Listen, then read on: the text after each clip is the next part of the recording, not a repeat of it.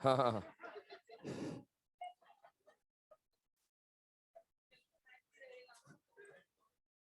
बस रे, बस ज्यादा नहीं।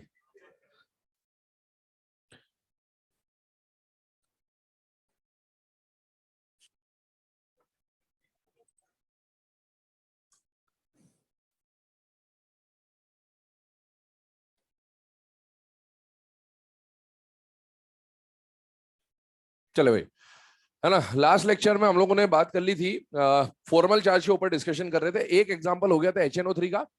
दूसरा एग्जांपल जो हम लोगों को लेना है वो किसका एग्जांपल है बेटा? ओजोन का। ध्यान से देखिए, ओजोन के स्ट्रक्चर के बारे में बात कर रहे हैं। ओजोन में सबसे पहले ऑक्सीजन जो है, ऑक्सीजन के पास टोटल वैलेंस शेल में कितने इलेक्ट्रॉन होते हैं बेटा? 6। 3 ऑक्सीजन है, एक ऑक्सीजन यहां लिया, एक ऑक्सीजन यहां लिया। इस ऑक्सीजन के पास भी वैलेंस शेल में कितने इलेक्ट्रॉन है बेटा? 6 है ना। मैं यहाँ पर क्रॉस और डॉट से बना देता हूं ताकि आपको अलग अलग ऑक्सीजन के अलग अलग इलेक्ट्रॉन्स दिख जाए। यहाँ पर देखिए, सबसे पहले अगर ऑक्सीजन की बात की जाए तो तीनों ऑक्सीजन जो है, तीनों के पास 6 इलेक्ट्रॉन है, और हर ऑक्सीजन के पास अनपेयर्ड इलेक्ट्रॉन, कोवेलेंसी के हिसाब से याद करिएगा, 2 अनपेयर्ड है, 2 अनपेयर्ड है, 2 अनपेयर्ड है ना। और हमेशा कोवेलेंट बॉन्ड का फॉर्मेशन क्यों होता है? अनपेयर्ड इलेक्ट्रॉन की पेयरिंग के लिए।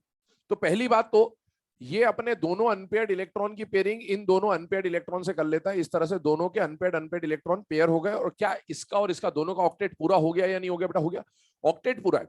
अब अगर किसी का ऑक्टेट पूरा है और उसके पास लोन पेयर है तो वो डोनर की तरह काम कर सकता है और सामने वाला एक्सेप्टर की तरह काम कर सकता है। और कल भी बताया तो ऑक्सीजन जीवन काल में एक बार लोन पेयर ले सकता है। तो ये सपोज अपना लोन पेयर दे रहा है और ये लोन पेयर ले रहा है, तो यहाँ पर दोनों इलेक्ट्रॉन में डॉट से रिप्रेजेंट कर रहा हूं क्योंकि दोनों इलेक्ट्रॉन किसके बेटा? ऊपर वाले ऑक्सीजन के हैं। तीनों ऑक्सीजन है, इसीलिए इनको नाम दे देते हैं A, B और C।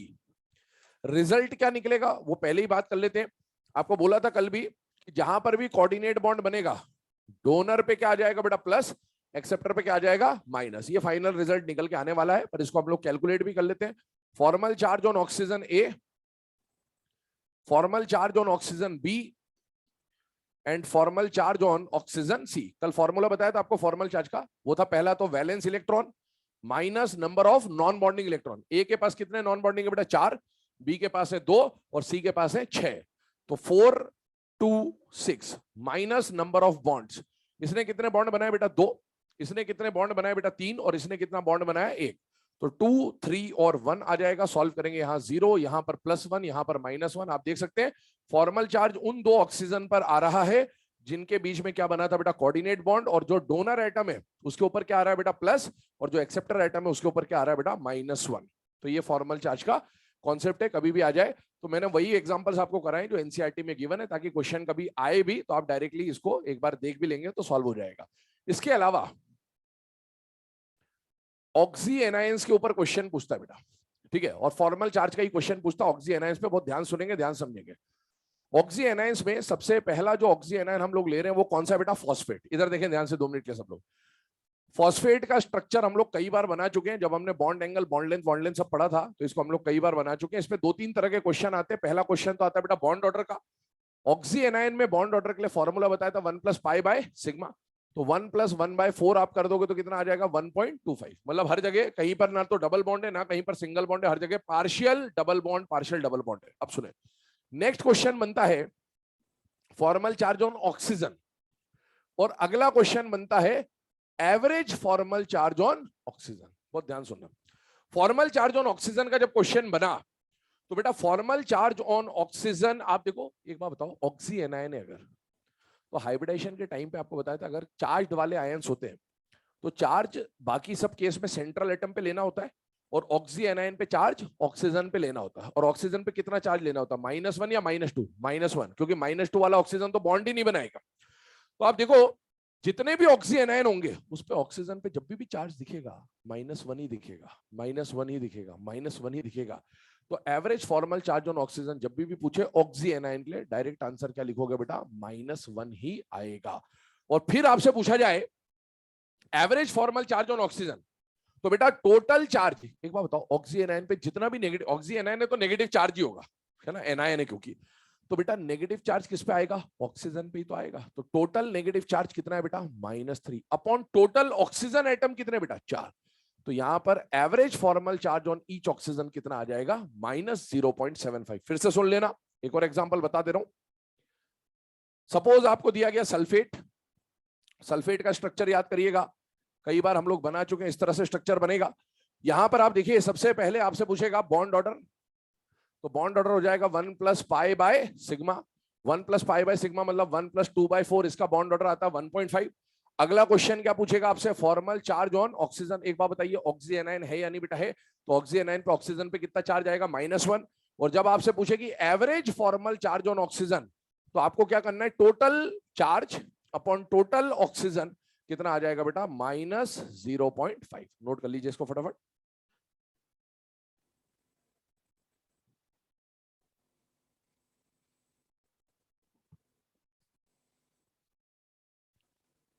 फॉर्मल चार्ज क्यों कह रहे हैं, कल कहां था तू, कल कहां था, है ऑनलाइन तो बस खत्म। मेरे कॉन्ट्रैक्ट में ऑनलाइन पढ़ाना नहीं लिखा है, ठीक है। हाँ खत्म।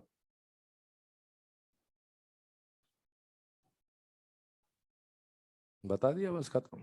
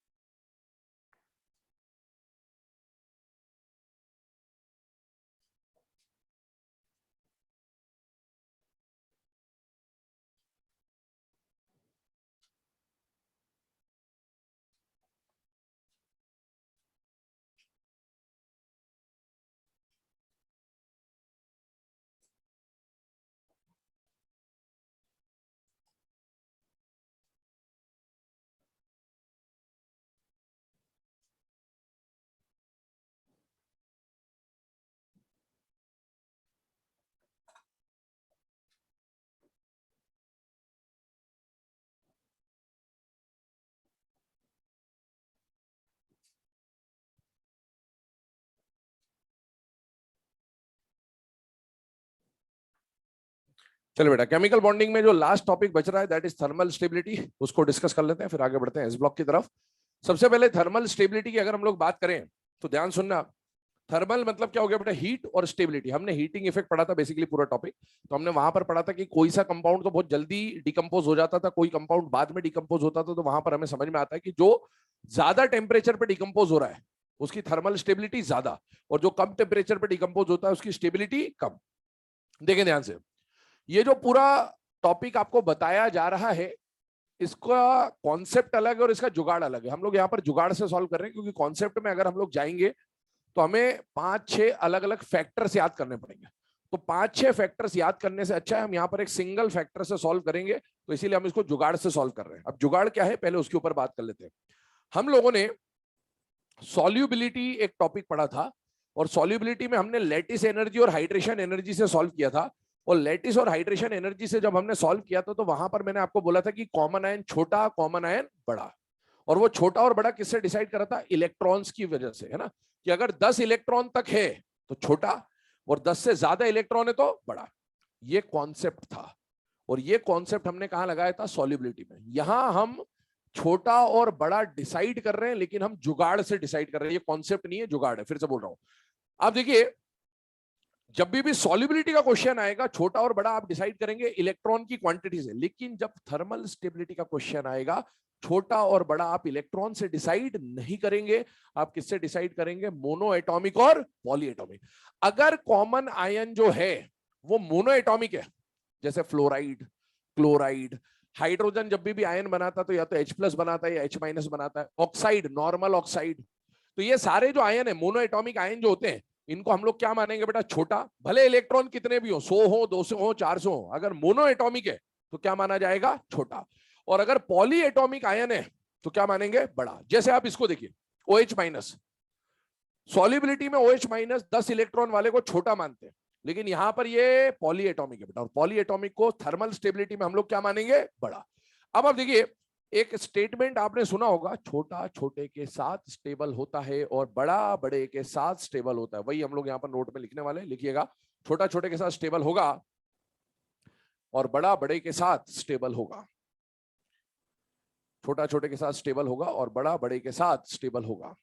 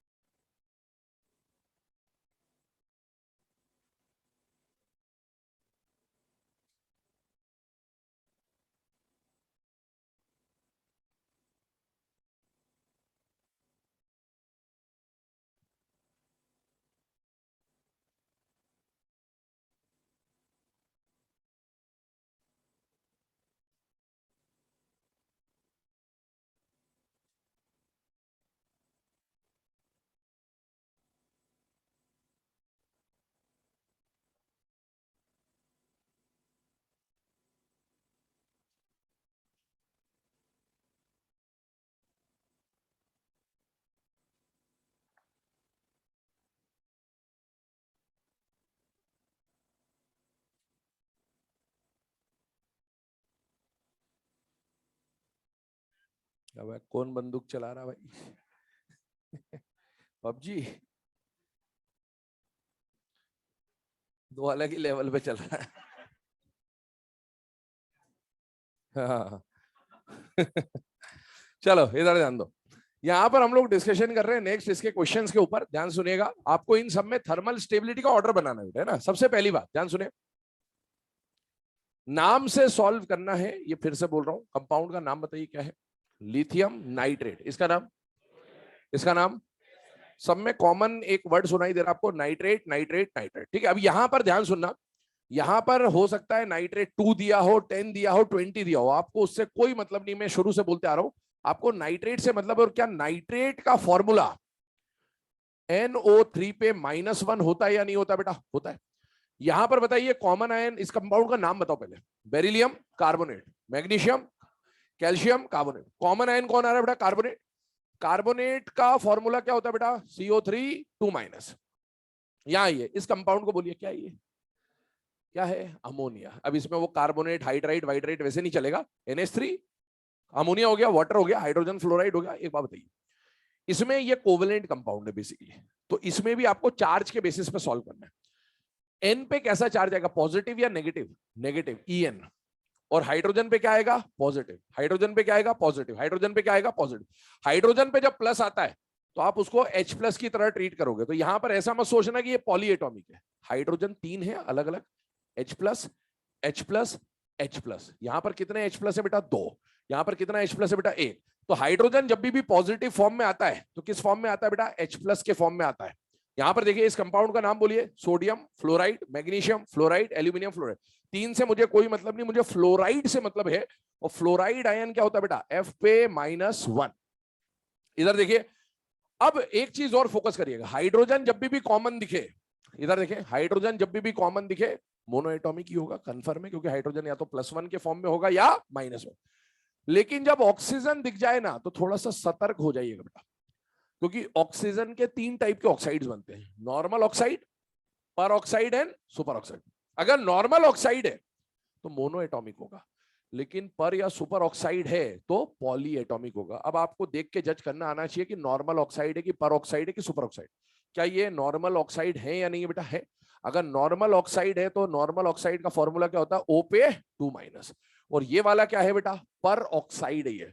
और पर ऑक्साइड या सुपर, पर और सुपर में भी कंफ्यूज हो जाए तो चल जाएगा, कोई दिक्कत नहीं, क्योंकि पॉली ये भी है, पॉली वो भी है, लेकिन इसका इसके साथ कंफ्यूजन होना भारी पड़ सकता है। ठीक है, तो यहां पर आपको ये समझ में आना चाहिए, यहां पर कॉमन आयन कौन है बेटा? पर ऑक्साइड है, O2-2। अब एक बात देखिएगा, छोटा बड़ा डिसाइड करना है। छोटा और बड़ा डिसाइड थर्मल स्टेबिलिटी में किससे करना है बेटा? एटॉमिसिटी से। मोनो है या पॉली है? इधर बताइए, ये मोनो एटॉमिक है या पॉली एटॉमिक है? पॉली।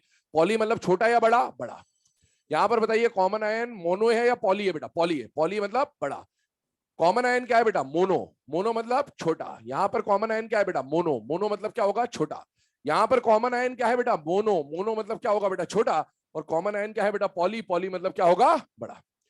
अब आपको सीधा सा जो जुगाड़ बताया, छोटा छोटे के साथ स्टेबल और बड़ा बड़े के साथ स्टेबल। अब देखिए, कॉमन आयन बड़ा है, बड़ा बड़े के साथ स्टेबल होगा, lithium, sodium, potassium, rubidium, caesium, क्या उधर जाने पर साइज बढ़ता जा रहा है बेटा? यस, बड़ा बड़े के साथ स्टेबल होगा, मतलब इधर जाने पर स्टेबिलिटी बढ़ रही होगी, मतलब यहां पर स्टेबिलिटी का ऑर्डर ये है।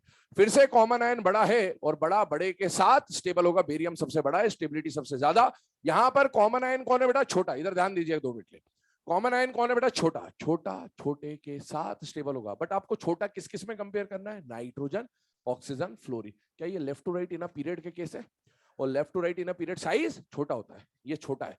छोटा छोटे के साथ स्टेबल होगा, मतलब यहां स्टेबिलिटी बढ़ रही है, यहां पर भी छोटा छोटे के साथ स्टेबल होगा। सोडियम, मैग्नीशियम, एल्यूमिनियम में छोटा कौन होता है? एल्यूमिनियम।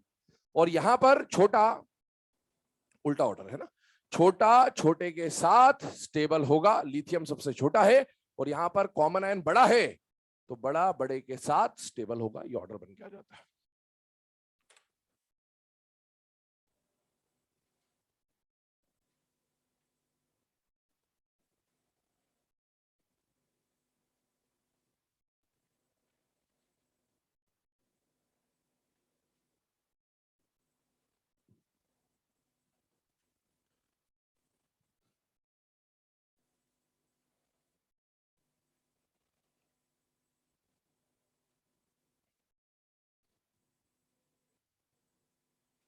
चलो बेटा, अब यहां से हम लोग स्टार्ट कर रहे हैं ब्लॉक्स के बारे में, और ब्लॉक्स में सबसे पहला जो ब्लॉक हमें पढ़ना है वो कौन सा पढ़ना है बेटा? S block. सुने, पहले जनरल बातें समझ ले। मैंने आपको पहले भी बोला था, जो भी चीजें हम क्लास में पढ़ेंगे वो सारी चीजें, रिएक्शन विएक्शन सब क्लास में याद हो जाएगा, याद कराने में कोई दिक्कत नहीं, आपको उसको लंबे टाइम तक याद रखना है, वो दिक्कत है। तो आपको अभी जो भी आज हम लोग पढ़ेंगे मेनली फिजिकल प्रॉपर्टीज के बारे में पढ़ेंगे। फिजिकल प्रॉपर्टी क्लास में याद हो जाएगी, अगर थोड़ा बहुत भेजा है तो याद हो जाएगी, नहीं है तो फिर उसमें तो ब्रह्मा जी भी कुछ नहीं कर सकते, तो मैं क्या कर सकता हूँ, ठीक है। पर इसको लंबे टाइम तक आपको रिवाइज करते रहना, और आप जब लास्ट में, आज पूरा लेक्चर हमारा खत्म हो जाएगा तो मैक्सिमम 5 मिनट लगेंगे आपको रिवाइज करने में, ठीक है। अब ये 5 मिनट अगर आप घर पे जाके 8-10 दिन तक रेगुलरली दे पाए, 5 मिनट अगर आप 8-10 दिन तक रेगुलर दे पाए तो आपको चैप्टर याद हो जाएगा। और अगर आपके पास 5 मिनट नहीं है तो फिर 1 साल देना पड़ेगा आपको, ठीक है। मर्जी आपकी है, साल आपके हैं, कोई दिक्कत नहीं है, देना तो पड़ेगा। अगर सिलेक्शन चाहिए तो वो 5 मिनट कभी ना कभी देना है, इस साल दे दो, अगले साल दे दो, उसके अगले साल दे दो। अब देखिए, हाँ इसी साल दे दो बेटा, जरूरी है। एस ब्लॉक, सुने मेरी बात ध्यान से। यहां पर एस ब्लॉक जब हम पढ़ेंगे तो 3 पार्ट्स में एस ब्लॉक डिवाइडेड है। पहला एस ब्लॉक में फिजिकल प्रॉपर्टीज आता है, दूसरा एस ब्लॉक में केमिकल प्रॉपर्टीज आएगा, और तीसरा पार्ट जो रहेगा वो सम इंपॉर्टेंट कंपाउंड्स, उनकी प्रिपरेशन और उनकी प्रॉपर्टीज। यहां पर ज्यादातर चीजें आपका रिवीजन चल रहा होगा, जो आपने पीरियोडिक टेबल और केमिकल बॉन्डिंग में पढ़ा हुआ है, उसकी बहुत सारी चीजें यहां पर रिवाइज हो रही होंगी, इसीलिए ध्यान से अगर सुनेंगे तो आपके जो पुराने कॉन्सेप्ट्स हैं वो भी यहां पर रिकॉल होते जाएंगे। सबसे पहले बात करते हैं बेटा एस ब्लॉक की डेफिनेशन की। पीरियोडिक टेबल जब चैप्टर हमने पढ़ा था तो वहां पर आपको बताया गया था कि कौन सा एलिमेंट किस ब्लॉक का होता है और उसको डिसाइड कैसे करते हैं। तो बेटा अगर किसी भी एलिमेंट का लास्ट इलेक्ट्रॉन एस सबशेल में जाता है तो उसको क्या बोलते हैं बेटा? S block. पी में जाता है तो पी ब्लॉक, डी में जाता है तो डी ब्लॉक, और एफ में जाता है तो एफ ब्लॉक। डेफिनेशन बोल रहा हूं, लिखिएगा एस ब्लॉक की। those elements those elements in which those elements in which last electron those elements in which last electron enters in s subshell, those elements in which last electron enters in s subshell, ठीक है। तो वो element जिनमें last electron S subshell में जाता है उसको क्या बोलते हैं बेटा? S block element. General electronic configuration आपके सामने लिखा है, पीरियोडिक टेबल में पढ़ा हुआ है कि एस ब्लॉक का जनरल कॉन्फ़िगरेशन होता है NS122, NS122। इसके बाद याद करिए, पीरियोडिक टेबल का आउटर डायग्राम आपको बहुत बार पीरियोडिक टेबल में बताया जा चुका है। एस ब्लॉक में कितने ग्रुप्स होते हैं बेटा? 2, ग्रुप नंबर 1 और ग्रुप नंबर 2। ग्रुप नंबर 1 का कॉमन नेम क्या होता है या क्या बोलते हैं उसको? Alkali metal except hydrogen. Group 2 को क्या बोलते हैं? Alkaline earth metal except, statement लिखिएगा पहला, group 1 elements are called alkali metals. Group 1 elements are called alkali metals, bracket में, except hydrogen, और अगला statement, group two elements are called alkaline earth metals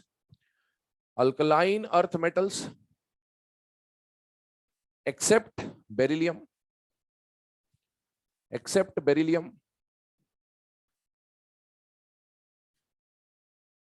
ठीक है। तो आपको यहां पर कंडीशंस क्लियर होनी चाहिए कि कौन सा एलिमेंट क्या कहला रहा है। ठीक, सेकंड पॉइंट जो आता है उसके ऊपर बात कर रहे हैं। सबसे पहली बात, ग्रुप 1 और ग्रुप 2 इनके बारे में हम लोग पढ़ेंगे। मैंने बोला 3 पार्ट्स में आपको पढ़ना होता है। सबसे पहले आज के लेक्चर में हम क्या पढ़ेंगे बेटा, इनकी फिजिकल प्रॉपर्टीज। तो हेडिंग डाल लें फिजिकल प्रॉपर्टीज, और उसमें 2 कॉलम बना लीजिएगा, ग्रुप 1 ग्रुप 2, ग्रुप 1 ग्रुप 2।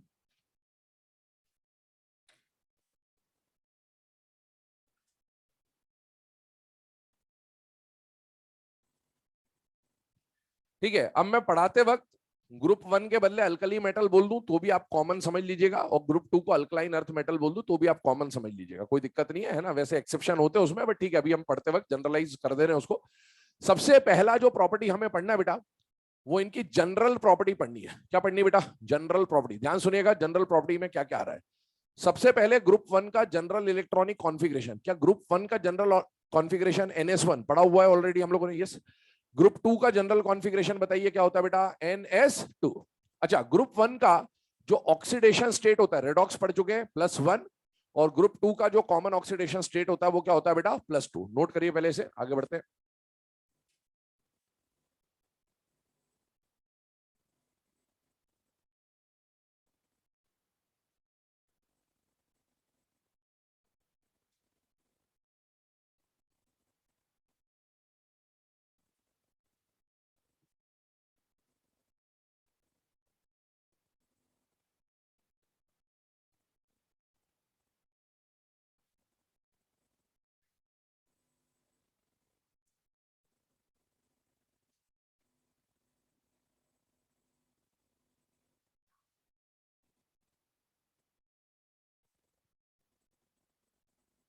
चलिए, अगला जो पॉइंट आ रहा है बेटा उसके ऊपर डिस्कशन कर रहे हैं। जनरल इलेक्ट्रॉनिक कॉन्फ़िगरेशन और ऑक्सीडेशन स्टेट आपके सामने लिखी हुई है।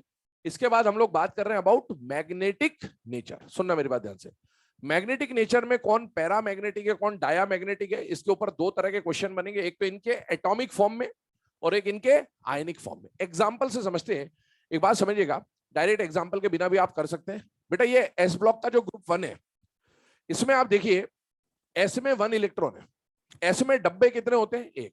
और एक डब्बे में अगर 1 इलेक्ट्रॉन है तो बताइए पेयर्ड होगा या अनपेयर्ड होगा? अनपेयर्ड। और अगर अनपेयर्ड इलेक्ट्रॉन तो क्या होगा? पैरा। तो इसका मतलब है एटॉमिक फॉर्म में ये कैसा हो जाएगा बेटा? Para magnetic. इधर आइए, एस में एक डब्बा होता है और एक डब्बे में कितने इलेक्ट्रॉन है बेटा? 2। अगर एक डब्बे में 2 इलेक्ट्रॉन है मतलब पेयर्ड या अनपेयर्ड? पेयर्ड। पेयर्ड मतलब डाया। तो एटॉमिक फॉर्म में वो पैरा मैग्नेटिक और ये डाया मैग्नेटिक। अब आते हैं आयनिक फॉर्म में। इसका आयनिक फॉर्म क्या बनेगा बेटा? +1। +1 बनने का मतलब है जो 1 इलेक्ट्रॉन था वो रिमूव हो गया, और यहां पर +2 मतलब जो 2 इलेक्ट्रॉन थे वो रिमूव हो गए। क्या अगर ये आउटर मोस्ट शेल का 1 इलेक्ट्रॉन निकल गया, आउटर मोस्ट शेल में 1 ही इलेक्ट्रॉन था और वो निकल गया, तो बेटा अंदर वाला शेल तो ऑलरेडी कंप्लीटली फिल्ड होगा।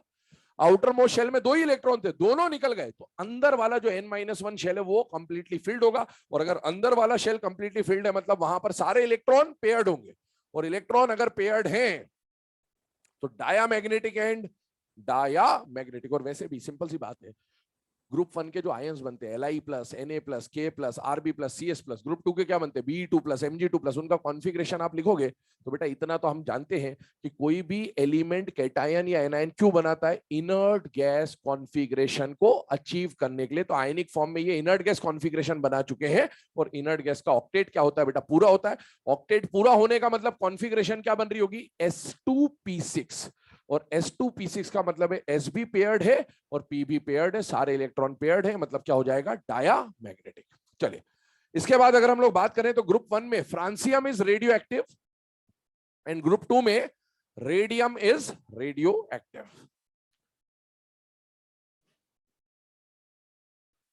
फ्रांसियम इज रेडियो एक्टिव और ग्रुप 2 में रेडियम इज रेडियो एक्टिव।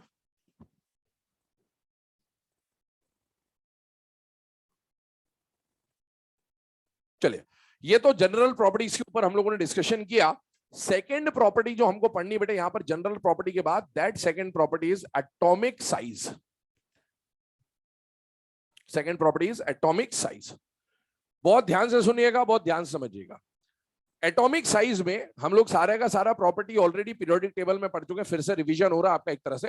बेटा यहां पर मैं एलिमेंट लिख रहा हूं, लिथियम, सोडियम, पोटेशियम, रुबिडियम और सीजियम। फ्रांसियम नहीं लेंगे, रेडियो एक्टिव है, पढ़ना ही नहीं है। इधर आए, यहां पर कौन आ रहा है बेटा? बेरिलियम, फिर कौन आ रहा है? मैग्नीशियम, फिर कौन आ रहा है? कैल्शियम, फिर कौन आ रहा है? स्ट्रोंशियम, और फिर कौन आ रहा है? बेरियम। अब ध्यान सुनना, पीरियोडिक टेबल में जब हमने साइज पढ़ा था या आई पढ़ा था या ईएन पढ़ा था, इन सब में मैंने आपको बोलता 6 टाइप के क्वेश्चन बनते हैं, left to right in a period, top to bottom in a group, isoelectronic, different species of same element, 2 adjacent period, 2 adjacent group और रैंडम। क्या ये सारे एलिमेंट सेम ग्रुप के हैं या नहीं है बेटा? है। अच्छा, डाउन द ग्रुप साइज 2 तरह की बात करी थी, विदाउट कॉन्ट्रैक्शन वाले ग्रुप और विथ कॉन्ट्रैक्शन वाले ग्रुप। अगर आपको याद आ रहा हो, विदाउट कॉन्ट्रैक्शन में आपको बताया था ग्रुप 1, ग्रुप 2 और पी ब्लॉक बाद वाला 16, 17, 18। कुछ याद आ रहा है ऐसा? तो आप देखिए, ये विदाउट कॉन्ट्रैक्शन वाले ग्रुप है, और विदाउट कॉन्ट्रैक्शन वाले ग्रुप में कोई एक्सेप्शन कुछ भी नहीं था। लगातार नीचे जाइए, शेल नंबर बढ़ेगा, शेल नंबर बढ़ेगा तो साइज बढ़ेगा। तो वो लिखवा नहीं रहे, ये आपको पता है, बस डिस्कस कर दिया। डाउन द ग्रुप जा रहे हो, साइज बढ़ रहा है, डाउन द ग्रुप जा रहे हो, साइज बढ़ रहा है। और सुनिए, सेम पीरियड में अगर आप लेफ्ट टू राइट आते हो, तो लेफ्ट टू राइट आने पर साइज छोटा, केवल इनर्ट गैस का साइज वंडर वॉल की वजह से सबसे बड़ा। खैर, ये हमको पता है, तो इसमें कोई डिस्कशन नहीं कर रहे, इसको लिख भी नहीं रहे, क्योंकि ये सब ऑलरेडी लिखा हुआ है। क्या पूरे एस ब्लॉक के साइज में एक जिग-जैग उल्टा एन, ये ऑर्डर बना चुके बेटा? यस। अब उसी को हम लोग यहां यूज करने वाले हैं। बताइए, पूरे एस ब्लॉक में सबसे छोटा एलिमेंट कौन माना गया था बेटा? बेरिलियम। अब यहां से इससे बड़ा कौन? लिथियम। लिथियम से बड़ा कौन? मैग्नीशियम। मैग्नीशियम से बड़ा कौन? सोडियम। सोडियम से बड़ा कौन? कैल्शियम। कैल्शियम से बड़ा कौन? स्ट्रोंशियम। स्ट्रोंशियम से बड़ा कौन? बेरियम। और बेरियम से भी बड़ा पोटेशियम, रुबिडियम और सीजियम। ये यहां पर लार्जेस्ट एलिमेंट लिया गया था, और आपको बोला था एस ब्लॉक में सोडियम और पोटेशियम का साइज का डिफरेंस 2 कंसेक्यूटिव मेंबर में सबसे ज्यादा होगा। कब? जब तक हाइड्रोजन ना लिया जाए। अगर हाइड्रोजन ले ले तो फिर हाइड्रोजन और लिथियम का साइज का डिफरेंस सबसे ज्यादा होता है। ये सारी बातें हम लोग कर चुके हैं उस टाइम पे, ठीक है। अब आप देखो, ये जो जिगजैग उल्टा एन वाला ऑर्डर, ये काम का ऑर्डर है। क्यों? क्योंकि मैंने जब ये ऑर्डर आपको वहां पर भी बताया था, तो मैंने बोला था इस ऑर्डर के बेस पे एस ब्लॉक में हम बहुत सारी प्रॉपर्टीज समझते हैं, और इसके बेस पे आप कौन कौन सी प्रॉपर्टी सुनोगे, सुन लो मेरी बात ध्यान से, याद करना इनको। कौन कौन सी प्रॉपर्टीज पढ़नी है आपको इसके बेस में? Hardness, softness, melting point, boiling point. कौन कौन सी प्रॉपर्टी पढ़नी है? Hardness, softness, melting point. पहले ऑर्डर बनाइए, फिर बात करते हैं।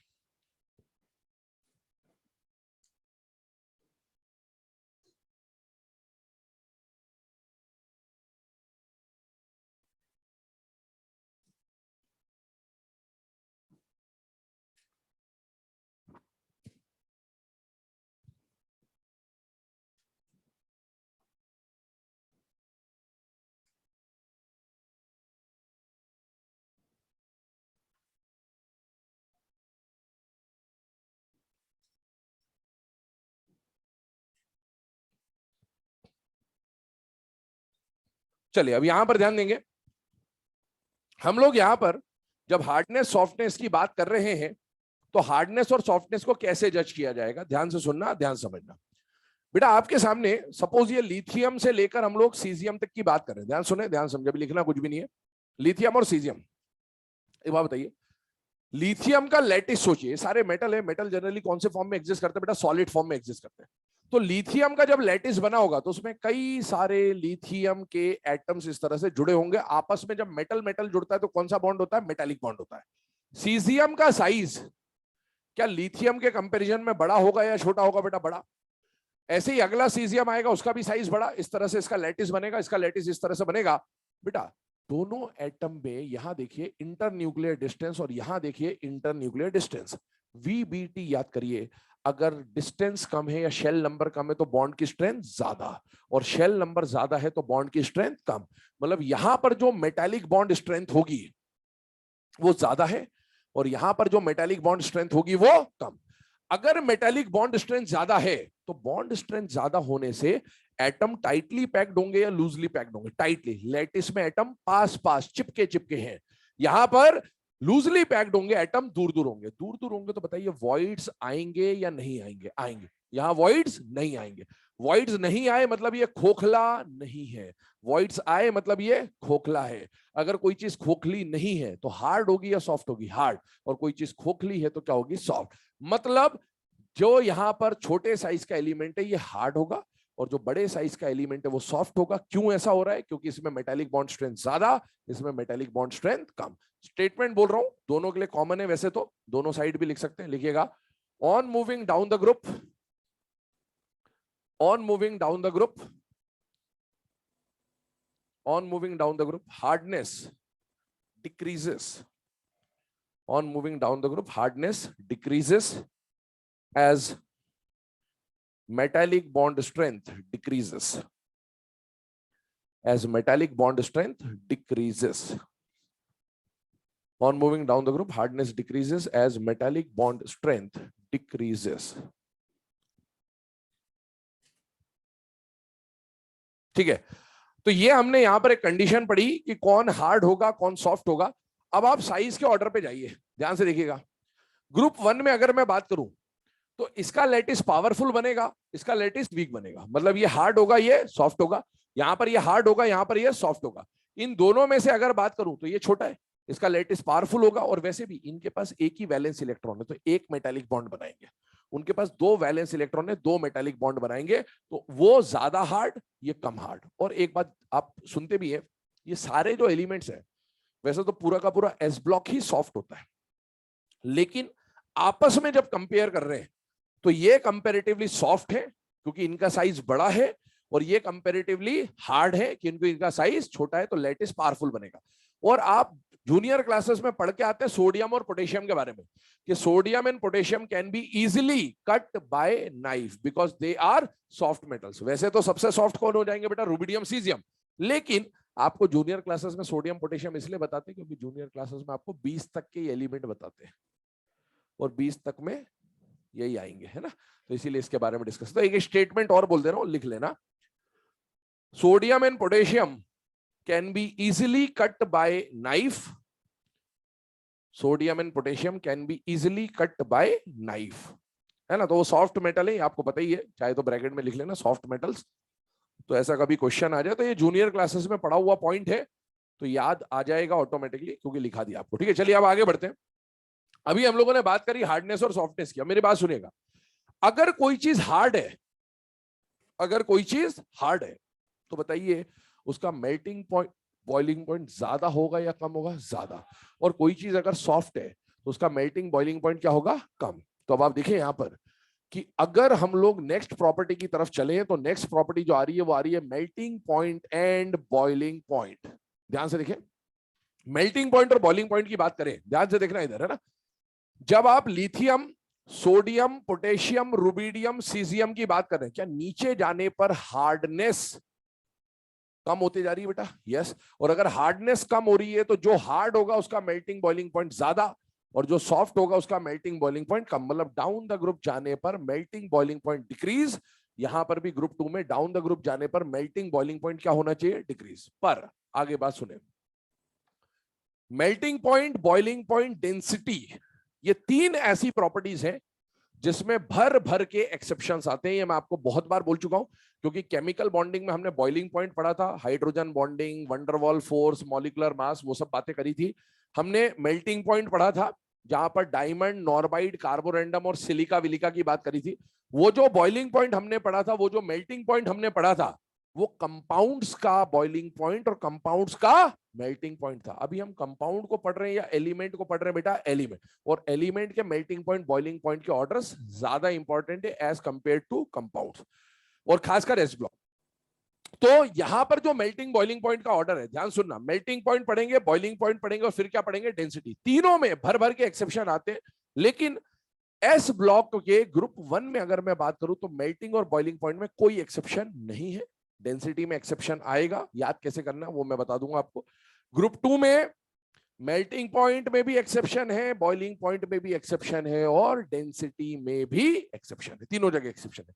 तो पहली बात, तो आपको एक्सेप्शन को याद करने की ट्रिक बताई जाएगी, लेकिन आपको ये पता होना चाहिए कि ट्रिक कहां लगानी है। मेल्टिंग पॉइंट बॉइलिंग पॉइंट में एस ब्लॉक के ग्रुप 1 में देयर इज नो एक्सेप्शन। तो पहले इसकी बात करते हैं। यहां पर जब एक्सेप्शन नहीं है तो बेटा लिथियम, सोडियम, पोटेशियम, रुबिडियम और सीजियम। ध्यान से देखिए, अब मैं आपको सीधे सीधे एक लाइन बोल रहा हूं, उस लाइन से आप सॉल्व करेंगे। मैंने क्या बोला था कि इस साइज के बेस पे हम लोग 4 चीजें पढ़ेंगे, hardness, softness, melting point, boiling point. Line सुनिएगा।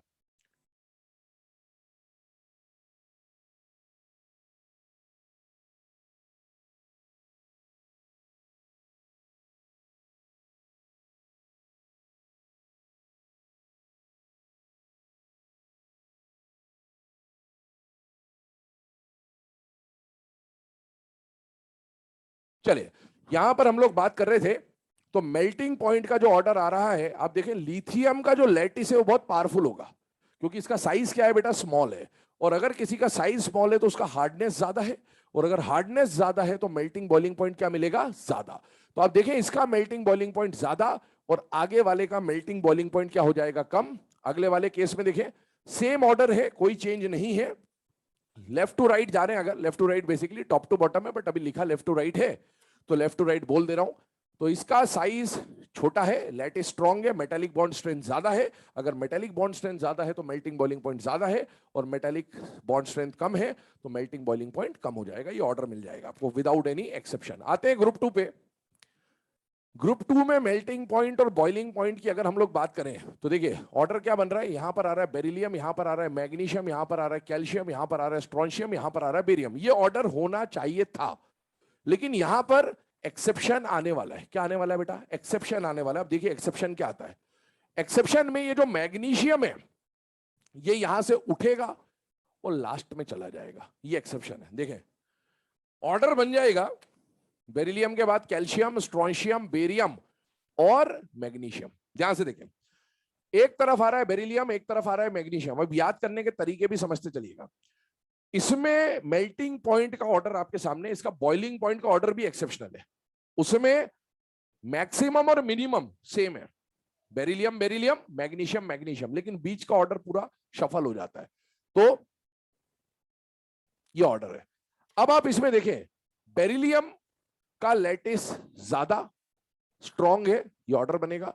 बेरिलियम का लैटिस ज्यादा स्ट्रॉन्ग है, ये ऑर्डर बनेगा। ठीक है, मैंने आपको क्या बोला कि जो छोटा है वो हार्ड है, और हार्ड है तो मेल्टिंग बॉइलिंग पॉइंट क्या है, ज्यादा।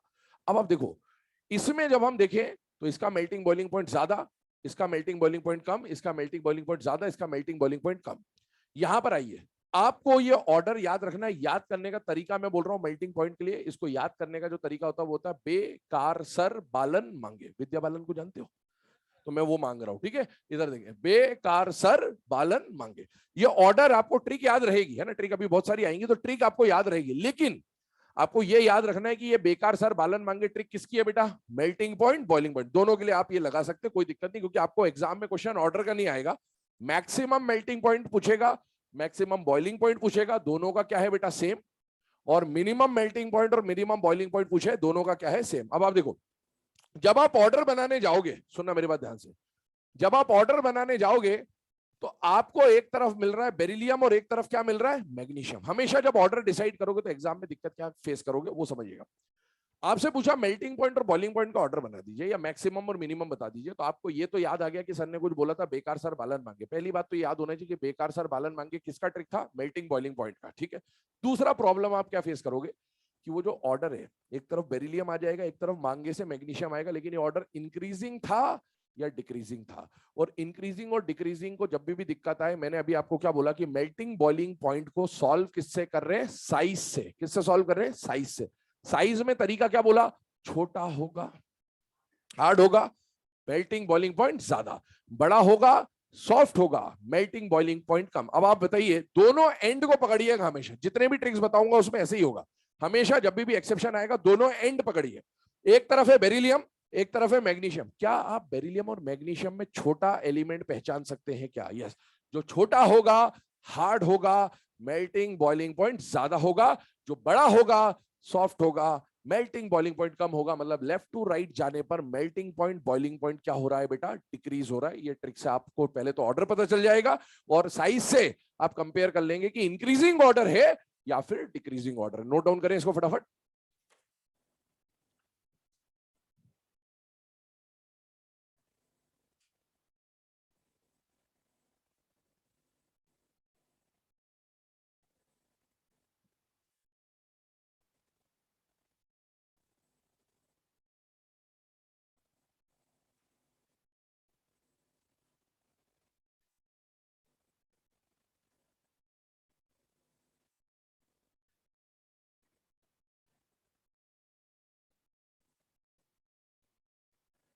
चलिए, अब इसके बाद अगर हम लोग डिस्कशन करें तो जो नेक्स्ट पॉइंट आ रहा है आपके सामने वो आ रहा है बेटा आयनाइजेशन एनर्जी का। ध्यान से देखिएगा, मेल्टिंग पॉइंट बॉइलिंग पॉइंट पे कोई एक्सेप्शन नहीं है, ग्रुप 1 में, ग्रुप 2 में एक्सेप्शन है। तरीका आपको बता दिया याद करने के लिए, ऑर्डर भी कैसे डिसाइड करना वो बता दिया। अब आइए आयनाइजेशन एनर्जी पे।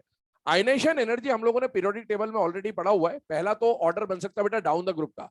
डाउन द ग्रुप जाने पर आईई कम होता है क्योंकि साइज बढ़ता है, इलेक्ट्रॉन निकालना आसान। डाउन द ग्रुप जाने पर आई कम होता है, इलेक्ट्रॉन निकालना आसान। और लेफ्ट टू राइट जाने पर, याद करिए, लेफ्ट टू राइट जाने पर आई बढ़ता था। आई जब बढ़ेगा तो बेटा इससे ज्यादा है ना, सेम पीरियड में बात कर रहे हैं, पहले आई वन का क्वेश्चन देख रहे हैं, लेफ्ट टू राइट जाने पर आई बढ़ रहा। बेटा इसका कॉन्फ़िगरेशन क्या होता है 3s1, इसका कॉन्फ़िगरेशन क्या होता है 3s2। याद करिएगा, आईई में आपको बताया गया था लेफ्ट टू राइट आई बढ़ता है, दो जगह एक्सचेंज हुआ करते थे। S2 P1 में एक्सचेंज होता था और P3 P4 में। तो यहां तो S2 तो दिख रहा है लेकिन P1 नहीं दिख रहा, तो एक्सचेंज कुछ भी नहीं होगा, लेफ्ट टू राइट आई बढ़ रहा है। अब आपको किसका ऑर्डर बनाना है बेटा, I2 का। याद करिए पीरियोडिक टेबल फिर से, I2 का मतलब remove one electron and right the electronic configuration. एक इलेक्ट्रॉन निकाल दिया तो ये बन गया 2p6, और एक इलेक्ट्रॉन निकाल दिया तो ये क्या बन गया बेटा 3s1। बताइए p6 और 3s1 में से ज्यादा आई किसकी होगी, p6, क्योंकि ये इनर्ट गैस कॉन्फ़िगरेशन है। आगे सुनिए, अगर I3 बोल दे तो फिर ऑर्डर रिवर्स हो जाएगा, क्योंकि ये बन जाएगा 2p5 और ये बन जाएगा 2p6, और 2p6 फिर इनर्ट गैस होगा तो उसका आई क्या हो जाएगा ज्यादा। तो इसमें ज्यादा कोई डिस्कशन करना नहीं था, बस ठीक है प्रॉपर्टी है, पढ़ना था तो यहां पर देख लिया आपने।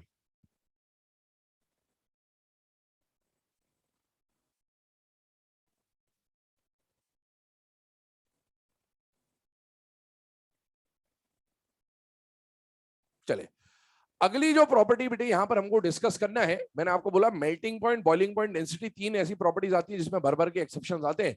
तो उनमें से हमने मेल्टिंग पॉइंट बॉइलिंग पॉइंट के बारे में डिस्कस कर दिया। तरीका आपको बोल दिया, छोटा होगा हार्ड होगा मेल्टिंग बॉइलिंग पॉइंट, ज्यादा बड़ा होगा सॉफ्ट होगा मेल्टिंग बॉइलिंग पॉइंट का। और ट्रिक आपको बता दी, बेकार सर बैलन मांगे उससे आप सॉल्व कर लेंगे। ग्रुप 1 के मेल्टिंग बॉइलिंग पॉइंट में कोई एक्सेप्शन नहीं है। अब इधर देखो, डेंसिटी में ग्रुप 1 में भी एक्सेप्शन है और ग्रुप 2 में भी एक्सेप्शन है। ठीक है, अब आप इसको सॉल्व कैसे करना ध्यान सुनिए बेटा। एक बात बताओ, डेंसिटी का फॉर्मूला क्या होता है बेटा, मास अपॉन वॉल्यूम। समझना आप जो बता रहा हूं ध्यान से। आपने लिया लिथियम, लिया सोडियम, लिया पोटेशियम, लिया रुबिडियम, लिया सीजियम लिया। बेटा डाउन द ग्रुप जा रहे हो, पहले डाउन द ग्रुप की बात कर लेते हैं क्योंकि डाउन द ग्रुप का ही ऑर्डर बनाना है आपको। क्या डाउन द ग्रुप जाने पर डेंसिटी दो चीजों पर डिपेंड कर रही है, मास और वॉल्यूम। क्या डाउन द ग्रुप जाने पर मास बढ़ रहा है या कम हो रहा है बेटा, बढ़ रहा है, मास बढ़ेगा। और मास बढ़ेगा तो मास और डेंसिटी डायरेक्टली प्रोपोर्शनल है, density is directly proportional to mass. इसका मतलब है डेंसिटी बढ़ेगी। अच्छा डाउन द ग्रुप जा रहे हो तो एक बात बताओ, रेडियस या साइज बढ़ रहा है या कम हो रहा है, बढ़ रहा है। अच्छा साइज बढ़ेगा तो वॉल्यूम भी बढ़ेगा। क्यों बढ़ेगा भाई साइज बढ़ने से वॉल्यूम, तो रेडियस से वॉल्यूम का क्या लेने देना, sphere, sphere 4/3 pi r cube. ठीक है, तो यहां पर वॉल्यूम बढ़ रहा है, वॉल्यूम बढ़ रहा है तो वॉल्यूम और डेंसिटी का रिलेशन क्या है बेटा, इनवर्सली प्रोपोर्शनल। मतलब अगर वॉल्यूम बढ़ रहा है तो डेंसिटी कम। अब अगर आप डेंसिटी का फॉर्मूला लेके चलें तो आपको किसी एलिमेंट की डेंसिटी निकालने के लिए उसका मास भी पता होना चाहिए और उसका वॉल्यूम भी पता होना चाहिए। मास तो चलो ठीक है आपको पता भी होगा, लेकिन वॉल्यूम तो हमें पता ही नहीं है। तो इसीलिए हम लोग यहां पर डेंसिटी जो है वो कैलकुलेट नहीं कर सकते मैथमेटिकली, तो हमको जुगाड़ वाइज सॉल्व करना। जुगाड़ वाइज हमको किससे सॉल्व करना है, मास और वॉल्यूम से। अगर आप मास के हिसाब से देखोगे तो नीचे जाने पर डेंसिटी बढ़ेगी हमेशा ही, और वॉल्यूम के हिसाब से देखोगे तो डेंसिटी कम होगी। इसका मतलब आप कभी रिजल्ट तक नहीं पहुंच पाओगे। ये ठीक वैसा हो रहा है जैसा सॉल्युबिलिटी में लैटिस एनर्जी और हाइड्रेशन एनर्जी में हो रहा था कि solubility directly proportional to hydration energy and inversely proportional to lattice.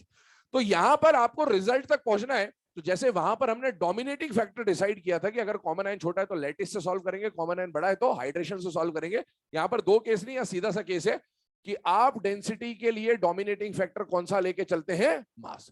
तो आप डेंसिटी को वॉल्यूम से नहीं देखेंगे क्योंकि आप सॉल्व नहीं कर पाएंगे दोनों से देख के, तो हम हमेशा किससे सॉल्व करेंगे, मास से, क्योंकि मैक्सिमम टाइम्स जो ऑर्डर परफेक्ट आता है वो मास के हिसाब से परफेक्ट आता है। और जब अपन ऐसा करेंगे तो फिर एक्सेप्शन आएंगे क्योंकि अपन ने वॉल्यूम देखा ही नहीं। तो एक्सेप्शन जो आएंगे वो एक्चुअल में कोई एक्सेप्शन नहीं है, लेकिन हमें जब सॉल्व करना है तो हमारे लिए वो क्या ट्रीट किए जाएंगे, एक्सेप्शन। तो पहली बात ध्यान सुनना, melting point, boiling point, hardness, softness किससे देखोगे, मास से देखोगे या साइज से देखोगे, साइज से। डेंसिटी को किससे देखोगे, मास से। ये आपको बिल्कुल याद होना चाहिए कि मेल्टिंग बॉइलिंग पॉइंट को साइज से देखा जाएगा और डेंसिटी का डोमिनेटिंग फैक्टर क्या होगा, साइज या मास, मास। अब इधर देखो 2 मिनट, अगर हम मास से सॉल्व कर रहे हैं तो मास सॉल्व करने के हिसाब से नीचे जाने पर डेंसिटी क्या होनी चाहिए बेटा, बढ़नी चाहिए। तो देखिए डेंसिटी का ऑर्डर तो आना चाहिए था कि सीजियम की डेंसिटी ज्यादा और लिथियम की डेंसिटी कम। इधर देखें 2 मिनट ले, पर इसका जो ऑर्डर मिला है वो ऐसा ऑर्डर मिला। इधर देखिए ये ऑर्डर है, ऑर्डर में क्या चेंज हुआ, बस सोडियम और पोटेशियम की जगह आपस में बदल गई, बाकी पूरा ऑर्डर सेम है। अब आप सुनो, जो भी ऑर्डर होगा वो सब भी ट्रिक बता देंगे आपको। आप देखिए दोनों एंड को आपको ऑर्डर एग्जाम में बनाना है। ट्रिक आपको याद है, आपने ये पहचान लिया कि भाई डेंसिटी की ये ट्रिक थी और आपको 2 एंड मिल गए। अब आपको इंक्रीजिंग ऑर्डर और डिक्रीजिंग ऑर्डर याद नहीं आ रहा तो फिर से वही बात है, मैंने बोला था हमेशा दोनों एंड को पकड़ना है बेटा, हमेशा दोनों एंड को पकड़ना है। एक एंड पे कौन दिखेगा, लिथियम, एक एंड पे कौन दिखेगा, सीजियम। और ये ऑर्डर किसका है, मेल्टिंग पॉइंट, बॉइलिंग पॉइंट या डेंसिटी, डेंसिटी। डेंसिटी को साइज से सॉल्व करोगे या मास से सॉल्व करोगे, मास। क्या लिथियम और सीजियम में आपको पता है किसका मास ज्यादा है, सीजियम का मास ज्यादा, जिसका मास ज्यादा उसकी डेंसिटी भी ज्यादा। इसका मतलब ये डेंसिटी का इंक्रीजिंग ऑर्डर होगा। अब इसको याद कैसे करना है, देखिए इसको पढ़िए, लिखना ऐसा दिख रहा है कुछ, है ना। हिंदी में अगर आप इसको पढ़ेंगे तो ये क्या दिखेगा, लिखना। तो अगर आप देखें इसको तो इसको याद करने का तरीका क्या होगा, लिखना रब से है, लीना की रब से फरियाद, तो रब से वहां से ले लिया अपन ने। तो उसको याद कैसे करोगे, ग्रुप 1 की डेंसिटी का ऑर्डर क्या है, लिखना रब से। अब आपको एक तरफ लिखना मिल जाएगा, एक तरफ से मिल जाएगा, और आपको फिर मास अगर पता है किसका ज्यादा है किसका कम है तो आप ऑटोमेटिकली डेंसिटी का ऑर्डर बना लेंगे। मेल्टिंग पॉइंट, बॉइलिंग पॉइंट ध्यान रखना, लिखना रब से किसका ऑर्डर है, मेल्टिंग पॉइंट का है कि बॉइलिंग पॉइंट का है कि डेंसिटी का है, डेंसिटी का है। यहां पर कंफ्यूज मत होना एग्जाम में। चलिए फटाफट लिखें इसको, पहले तो लिखना रब से, ये हो गया डेंसिटी का ऑर्डर। अब आते हैं आगे अगले केस के ऊपर, और अगला केस है बेटा ग्रुप 2 का। ग्रुप 2 में देखें ध्यान से, जैसे यहां पर हमने बात करी कि सोडियम और पोटेशियम की जगह आपस में चेंज हुई, ग्रुप 2 के अंदर बेरिलियम और कैल्शियम, मतलब फर्स्ट और थर्ड एलिमेंट की जगह चेंज हो जाती है। बाकी सब सेम जगह पर है, बस बेरिलियम और कैल्शियम की जगह आपस में क्या हो गई बेटा, इंटरचेंज हो गई। अभी आप देखिए कैसे याद करना वो आपको बता दिया जाएगा, लेकिन एग्जाम में फिर वही बात, दोनों एंड्स पकड़िएगा, एक तरफ कैल्शियम है एक तरफ बेरियम है।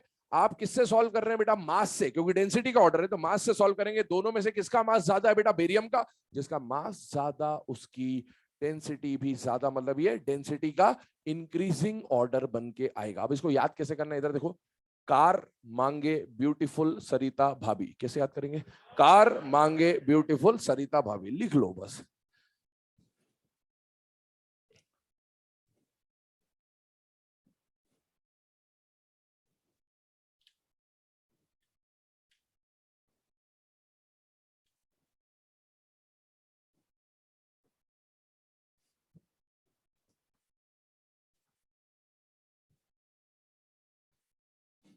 चलिए इसके बाद अगली प्रॉपर्टी पे मूव करते हैं, और नेक्स्ट जो प्रॉपर्टी आती है बेटा दैट इज कंडक्टिविटी। कंडक्टिविटी के ऊपर डिस्कशन कर रहे हैं। अब कंडक्टिविटी में याद करिएगा, लास्ट क्लास में हम लोगों ने आयनिक कंपाउंड्स की कंडक्टिविटी का ऑर्डर पढ़ा था कि मॉल्टन फॉर्म और सॉलिड स्टेट और एक्वस फॉर्म, वहां पर बताया था आपको। तो बेटा वो आयनिक कंपाउंड थे। आयनिक कंपाउंड में कंडक्टिविटी के लिए रिस्पॉन्सिबल फैक्टर कौन होते हैं, आयंस। और मेटल्स में कंडक्टिविटी दिखाने के लिए रिस्पॉन्सिबल फैक्टर कौन होंगे, फ्री इलेक्ट्रॉन्स। फ्री इलेक्ट्रॉन्स का मतलब क्या होता है, वैलेंस इलेक्ट्रॉन्स। अब आप खुद बताइए, ग्रुप 1 की बात कर रहे हैं और ग्रुप 2 की बात कर रहे हैं। ग्रुप 1 के पास वैलेंस इलेक्ट्रॉन कितने होते हैं बेटा, 1। और ग्रुप 2 के पास वैलेंस इलेक्ट्रॉन कितने होते हैं बेटा, 2। जिसके पास वैलेंस इलेक्ट्रॉन ज्यादा उसकी कंडक्टिविटी भी ज्यादा। तो ग्रुप 1 और ग्रुप 2 में कंडक्टिविटी का ऑर्डर आपके सामने बना हुआ है, जिसके पास फ्री इलेक्ट्रॉन ज्यादा, वैलेंस इलेक्ट्रॉन ज्यादा, उसकी कंडक्टिविटी भी क्या हो जाएगी, ज्यादा। चलिए तो ये ओवरऑल ऑर्डर आ गया आपके सामने जो कि कंडक्टिविटी को लेकर दिया हुआ है। ठीक है, अभी तक आपने 7 प्रॉपर्टीज पढ़ी, ये सातों प्रॉपर्टी को एक बार फिर से हम लोग रिवाइज कर ले रहे ताकि सारी चीजें हमें धीरे धीरे याद होती जाए और फिर इसके आगे की जो फिजिकल प्रॉपर्टीज है उसके बाद देखते हैं। पहले इतना लिख लें आप लोग।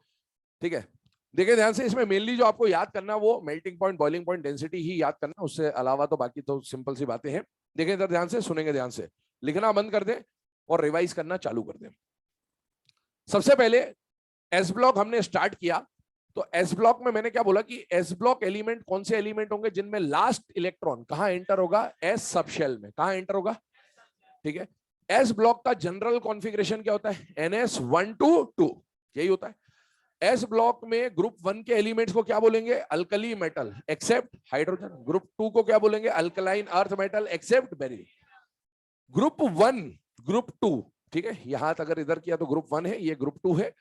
जनरल प्रॉपर्टीज की बात कर रहा हूं। ग्रुप 1 का जनरल कॉन्फ़िगरेशन NS1, ग्रुप 2 का NS2, इसका ऑक्सीडेशन स्टेट +1, इसका मैग्नेटिक नेचर पे जा रहे हैं। पहले आयनिक फॉर्म और एटॉमिक फॉर्म दोनों, पहले एटॉमिक फॉर्म की बात कर। एटॉमिक फॉर्म में इसका कॉन्फ़िगरेशन क्या है? NS1, NS1 मतलब एक अनपेयर्ड है, एक अनपेयर्ड है मतलब पैरा। ये NS2 है, पेयर्ड है, डाया। आयनिक और आयनिक में दोनों डाया, क्योंकि दोनों इनर्ट गैस बन चुके हैं। आगे बढ़ते हैं, रेडियो एक्टिव एलिमेंट कौन होगा? कौन होगा? ये हो गया जनरल प्रॉपर्टी। फिर आते हैं साइज पे। डाउन द ग्रुप जाने पर साइज बढ़ेगा, डाउन द ग्रुप जाने पर size, left to right size कम होता है। पूरे एस ब्लॉक के साइज का ऑर्डर बेरिलियम से स्टार्ट कर रहे हैं, जिक जैक जिक जैक उल्टा एन। अब एलिमेंट्स पहचानिए। सबसे छोटा कौन? बेरिलियम। उससे बड़ा लिथियम, उससे बड़ा मैग्नीशियम, उससे बड़ा सोडियम, सोडियम से बड़ा कैल्शियम, से बड़ा स्ट्रोंशियम, से बड़ा बेरियम, बेरियम से बड़ा पोटेशियम, पोटेशियम से बड़ा रुबिडियम, रुबिडियम से बड़ा सीजन। ये ऑर्डर बन गया साइज का। अच्छा, ये साइज का ऑर्डर क्यों इंपॉर्टेंट है? क्योंकि hardness, softness, melting point, boiling point, इनको सबको किससे सॉल्व करेंगे? साइज से। एक स्टेटमेंट बोला मैंने आपके लिए, क्या स्टेटमेंट था? छोटा होगा, हार्ड होगा, हार्ड होगा तो मेल्टिंग बॉइलिंग पॉइंट ज्यादा होगा। जो बड़ा होगा सॉफ्ट होगा, सॉफ्ट होगा मेल्टिंग बॉइलिंग पॉइंट कम होगा। अब आप खुद बताइए कि अगर हम लोग बात करें ग्रुप 1 के बारे में, तो ये ऊपर वाला एलिमेंट क्या है बेटा? छोटा। ऊपर वाला एलिमेंट क्या है? छोटा। छोटा होगा हार्ड होगा, हार्ड होगा तो मेल्टिंग बॉइलिंग पॉइंट ज्यादा। नीचे जा रहे हैं, बड़ा है, बड़ा है तो सॉफ्ट है, सॉफ्ट है तो मेल्टिंग बॉइलिंग पॉइंट कम। मतलब नीचे जाने पर हार्डनेस भी कम हो रही है और मेल्टिंग बॉइलिंग पॉइंट भी कम होना चाहिए। ग्रुप 1 में मेल्टिंग पॉइंट, बॉइलिंग पॉइंट में कोई एक्सेप्शन है या नहीं है? नहीं है। मतलब यहां पर नीचे जाने पर लगातार मेल्टिंग पॉइंट भी कम होगा, बॉइलिंग पॉइंट भी कम होगा, क्योंकि छोटा है हार्ड है, हार्ड है मेल्टिंग बॉइलिंग पॉइंट ज्यादा, बड़ा है सॉफ्ट है मेल्टिंग बॉइलिंग पॉइंट कम। ग्रुप 2 पे आइए, क्या ग्रुप 2 में मेल्टिंग पॉइंट, बॉइलिंग पॉइंट में एक्सेप्शन है या नहीं है बेटा? है। अच्छा, ग्रुप 1 के मेल्टिंग पॉइंट का एक्सेप्शन का ऑर्डर आपको लिखा है मेनली। याद करने का तरीका क्या बोला? विद्या बालन याद कर लेना, बेकार सर बालन मांगे। एक एंड पे है बे बेरिलियम और एक पे है मांगे Mg। यहां पर आप किसका ऑर्डर बना रहे हो? मेल्टिंग पॉइंट, बॉइलिंग पॉइंट किससे सॉल्व होगा? मास से या साइज से? साइज से। ये छोटा है बेरिलियम, ये बड़ा है मैग्नीशियम, छोटा है हार्ड है, हार्ड है मेल्टिंग बॉइलिंग पॉइंट ज्यादा है, बड़ा है सॉफ्ट है, सॉफ्ट है मेल्टिंग बॉइलिंग पॉइंट कम है। मतलब मेल्टिंग बॉइलिंग पॉइंट का ऑर्डर डिक्रीजिंग है। तो मेल्टिंग और बॉइलिंग पॉइंट ज्यादा ग्रुप 2 में किसका? बेरिलियम का। कम किसका?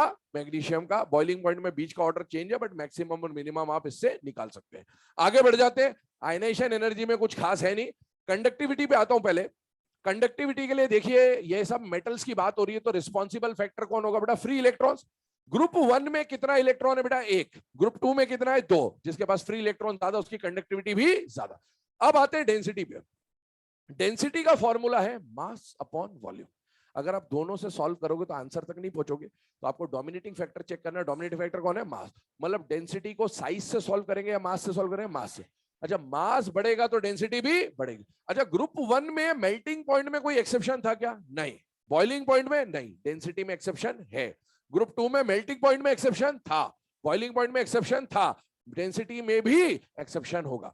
अच्छा, ग्रुप 1 में डेंसिटी को याद रखने का तरीका, लिखना रब से। एक तरफ लिथियम, एक तरफ सीजियम। किससे सॉल्व करना है? मास से। किसका मास ज्यादा? सीजियम का। मास ज्यादा तो डेंसिटी भी ज्यादा। ग्रुप 2 में आइए, याद करने का तरीका, कार मांगे ब्यूटीफुल सरिता भाभी। एक तरफ कार कैल्शियम, एक तरफ भाभी BA। जैसे जैसे भाभी की तरफ जाओगे डेंसिटी बढ़ती जाएगी क्योंकि मास बढ़ रहा है। चलिए, ये सारे ऑर्डर्स अभी हम लोगों ने डिस्कस कर लिए। आते हैं अगली प्रॉपर्टी पे, और अगली प्रॉपर्टी आती है बेटा फ्लेम टेस्ट। चलिए, फ्लेम टेस्ट के ऊपर बात कर रहे हैं, और फ्लेम टेस्ट क्या है क्या नहीं है उसको डिस्कस कर रहे हैं थोड़े डिटेल में। पहले मैं आपको जनरल प्रोसीजर बता देता हूं फ्लेम टेस्ट का, उसके बारे में कुछ स्टेटमेंट लिखेंगे, फिर उसके कलर्स वगैरह देखेंगे। ध्यान सुनेगा। फ्लेम टेस्ट में होता क्या है, जितने भी एस ब्लॉक के मेटल्स है, ये सारे मेटल्स या फिर इवन इन मेटल के सॉल्ट्स, दोनों चीजें है ना, मेटल भी आ जाए या मेटल का सॉल्ट आ जाए, इनको एक बर्नर होता है लेबोरेटरी में जिसको नाम आप जानते ही होंगे, बंसन बर्नर बोलते हैं। क्या बोलते हैं बेटा? Bunsen burner. ठीक है, अब ये जो बंसन बर्नर है, इस पे ऑब्वियसली फ्लेम जल रही होगी, तो गर्मी मिल रही होगी, गर्माहट मिल रही होगी, आग लगी हुई है। ठीक है, अभी इसके बाद फोटो इलेक्ट्रिक इफेक्ट भी पढ़ना है, तो फोटो इलेक्ट्रिक इफेक्ट में सूरज ऐसा मानना है और इसको आग मानना है। तो आप एलिमेंट को एक बार चूल्हे पे बैठा रहे हो और एक बार धूप में बैठा रहे हो, हीट एनर्जी कंपेयर करना, थोड़ा सा सारा खेल यही छुपा हुआ है। ठीक है, अभी अब देखिए, बंसन बर्नर की बात करें, पहले इस पे फोकस करिए, वो जब आएगा तो उसको डिस्कस करवा दूंगा मैं। बंसन बर्नर है, आपने एक प्लेटिनम वायर का लूप लिया, और ये प्लेटिनम वायर का लूप लेने का मतलब एक चम्मच टाइप का, स्पैटुला टाइप का आपने बना दिया, ताकि मेटल या मेटल के सॉल्ट को आप इस पे होल्ड कर सके। आपने एक मेटल लिया, मेटल का सॉल्ट लिया, और जैसे ही इस चिमटे को इसके ऊपर रखा, तो इसमें जो भी इलेक्ट्रॉन है उसको क्या मिल रही है बेटा? हीट मिल रही है। और हीट मिल रही है तो इलेक्ट्रॉन एक जगह टिकेगा या ऊपर उछलेगा बेटा? ऊपर उछलेगा। ऊपर उछलेगा मतलब एक्साइट होगा। अब इलेक्ट्रॉन के बारे में क्या हो रहा है, देखें ध्यान से, प्रोसेस समझिएगा ना, सारी एनसीईआरटी की लाइनें हैं। तो इलेक्ट्रॉन सपोज यहां पर है और उसको एनर्जी मिल गई, और वो एनर्जी उसके लिए सफिशिएंट एक्साइटेशन के लिए ना, एक थ्रेशोल्ड एनर्जी होती है, अगर उतनी मिल गई तो इलेक्ट्रॉन एक्साइट होगा। एक्साइट होकर इलेक्ट्रॉन ऊपर गया। अब इस इलेक्ट्रॉन ने कुछ एनर्जी एब्सॉर्ब करी, वो एनर्जी किसके बराबर होगी बेटा? E is equal to H C upon lambda. E is equal to H nu भी बोल सकते हैं, बट हम लैम्डा के टर्म्स में बात कर रहे हैं अभी। ठीक है, तो ये हो गया, ये एब्सॉर्ब्ड एनर्जी है। इलेक्ट्रॉन एक्साइट होकर ऊपर गया, पर इलेक्ट्रॉन ज्यादा देर तक एक्साइटेड नहीं रहेगा, थोड़ी देर के बाद वापस ग्राउंड स्टेट में आने की कोशिश करेगा। जब ये वापस ग्राउंड स्टेट में आने की कोशिश करेगा, तो क्या ये कुछ एनर्जी एमिट भी करेगा बेटा? यस, वो जो एनर्जी एमिट करेगा उसका कुछ एमिटेड लैम्डा भी होगा, और ये जो एमिटेड वेवलेंथ होती है इसके करस्पॉन्डिंग कलर दिखता है। कलर किसके करस्पॉन्डिंग दिखता है? एब्जॉर्ब के करस्पॉन्डिंग या एमिटेड के करस्पॉन्डिंग? क्योंकि वो जो एमिट होगा वही हमारी आंखों तक आएगा, और वही जब हमारी आंखों तक आएगा तब हमको उसके रिस्पेक्ट में क्या दिखेगा? कलर। अब आपने एटॉमिक स्ट्रक्चर चैप्टर में इलेक्ट्रोमैग्नेटिक स्पेक्ट्रम नाम सुना हुआ होता है, जहां पर आपको सारे वेव्स वगैरह, रेडिएशंस वगैरह का एक अरेंजमेंट बताते, वेवलेंथ का इंक्रीजिंग ऑर्डर या एनर्जी का डिक्रीजिंग ऑर्डर, इस तरह से अलग अलग तरीके से डिफाइन कर सकते हैं उसको। तो आप उसमें जानते हैं कि cosmic rays, gamma rays, X rays, इस तरह से बहुत कुछ होता है, और फिर अल्ट्रावायलेट रेज, इंफ्रारेड रेज, ऐसी बहुत सारी चीजें आती है। उसमें एक बीच का रीजन होता है जिसको हम लोग क्या बोलते हैं बेटा? Visible region. और ये विजिबल रीजन किसको बोलते हैं बेटा? विबग्योर को। और इस विबग्योर का जो लैम्डा होता है 400 से लेकर 780 के आसपास होता है, इसके बीच में होता है। जैसे जैसे लैम्डा बदलेगा वैसे वैसे कलर भी बदलेगा। अब आपको अगर ये पता चल जाए कि किस मेटल की एनर्जी जो एमिटेड थी वो कितनी थी, तो आप उससे क्या निकाल लोगे बेटा? लैम्डा, क्योंकि एच और सी तो क्या है बेटा? कांस्टेंट है। तो आपको अगर लैम्डा की वैल्यू पता चल जाए तो आप बता सकते हो, अगर लैम्डा 400 है तो आप बोल दोगे वॉयलेट कलर आ रहा होगा। आपको अगर लैम्डा 780 मिल जाए तो आप क्या बोल दोगे? रेड कलर आ रहा होगा। इस तरह से अगर कलर, लैम्डा पता चल जाए, एनर्जी पता चल जाए, तो हम कलर बता सकते हैं कि किस एलिमेंट का क्या कलर होगा। लेकिन हमें ना तो एनर्जी पता होगी ना लैम्डा पता होगी, इसलिए हम कलर बता नहीं पाएंगे। इसलिए कलर हमको याद करने पड़ेंगे। कैसे याद करने, वो मेरी झंझट है, वो मैं करवा दूंगा आपको याद। ठीक, अब ये पूरा प्रोसेस होता है। तो अब हम ये सब तो कर नहीं पा रहे, तो हमें कलर याद करने, बट आपको प्रोसेस समझ में आ गया कि होता क्या है। आपने जैसे ही मेटल या मेटल सॉल्ट को चूल्हे के ऊपर रखा, इसने कुछ एनर्जी दी, इलेक्ट्रॉन अंदर का एक्साइट हुआ, फिर डी एक्साइट हुआ, डी एक्साइट होते हुए उसने कुछ एनर्जी रिलीज करी, उस रिलीज एनर्जी का कुछ करस्पॉन्डिंग वेवलेंथ होगा। अगर वो वेवलेंथ इस रीजन में आता है तो हम कलर देख पाएंगे। इसके इधर आता है या उधर आता है तो हमें तो कुछ दिखेगा ही नहीं, क्योंकि यही वो रीजन है जो आप नेकेड आई से देख सकते हैं। ठीक है, इसके इधर उधर नहीं दिखेगा हमें। अब किसका क्या कलर होगा वो कैसे पता करें? देखें ध्यान से, ध्यान सुनिएगा, ध्यान समझिएगा। पहले मैं स्टेटमेंट आपको लिखा दे रहा हूं जो एनसीईआरटी में है, फिर कलर पे बात करते हैं। स्टेटमेंट लिखिएगा फ्लेम टेस्ट के बारे में। When S block metal oblique metal salts, metal भी दिया जा सकता है, मेटल का सॉल्ट भी दिया जा सकता है। When S block metal oblique metal salts are heated, when S block metals oblique metal salts are heated on Bunsen burner, on Bunsen burner, on Bunsen burner, then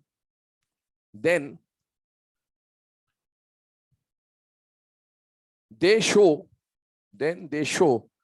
their characteristic colors. Then they show their characteristic colors. Then they show their characteristic color. Full stop. आगे लिखें line change करके। When heated, electron gets excited. When heated, electron gets excited, and while returning to the ground state,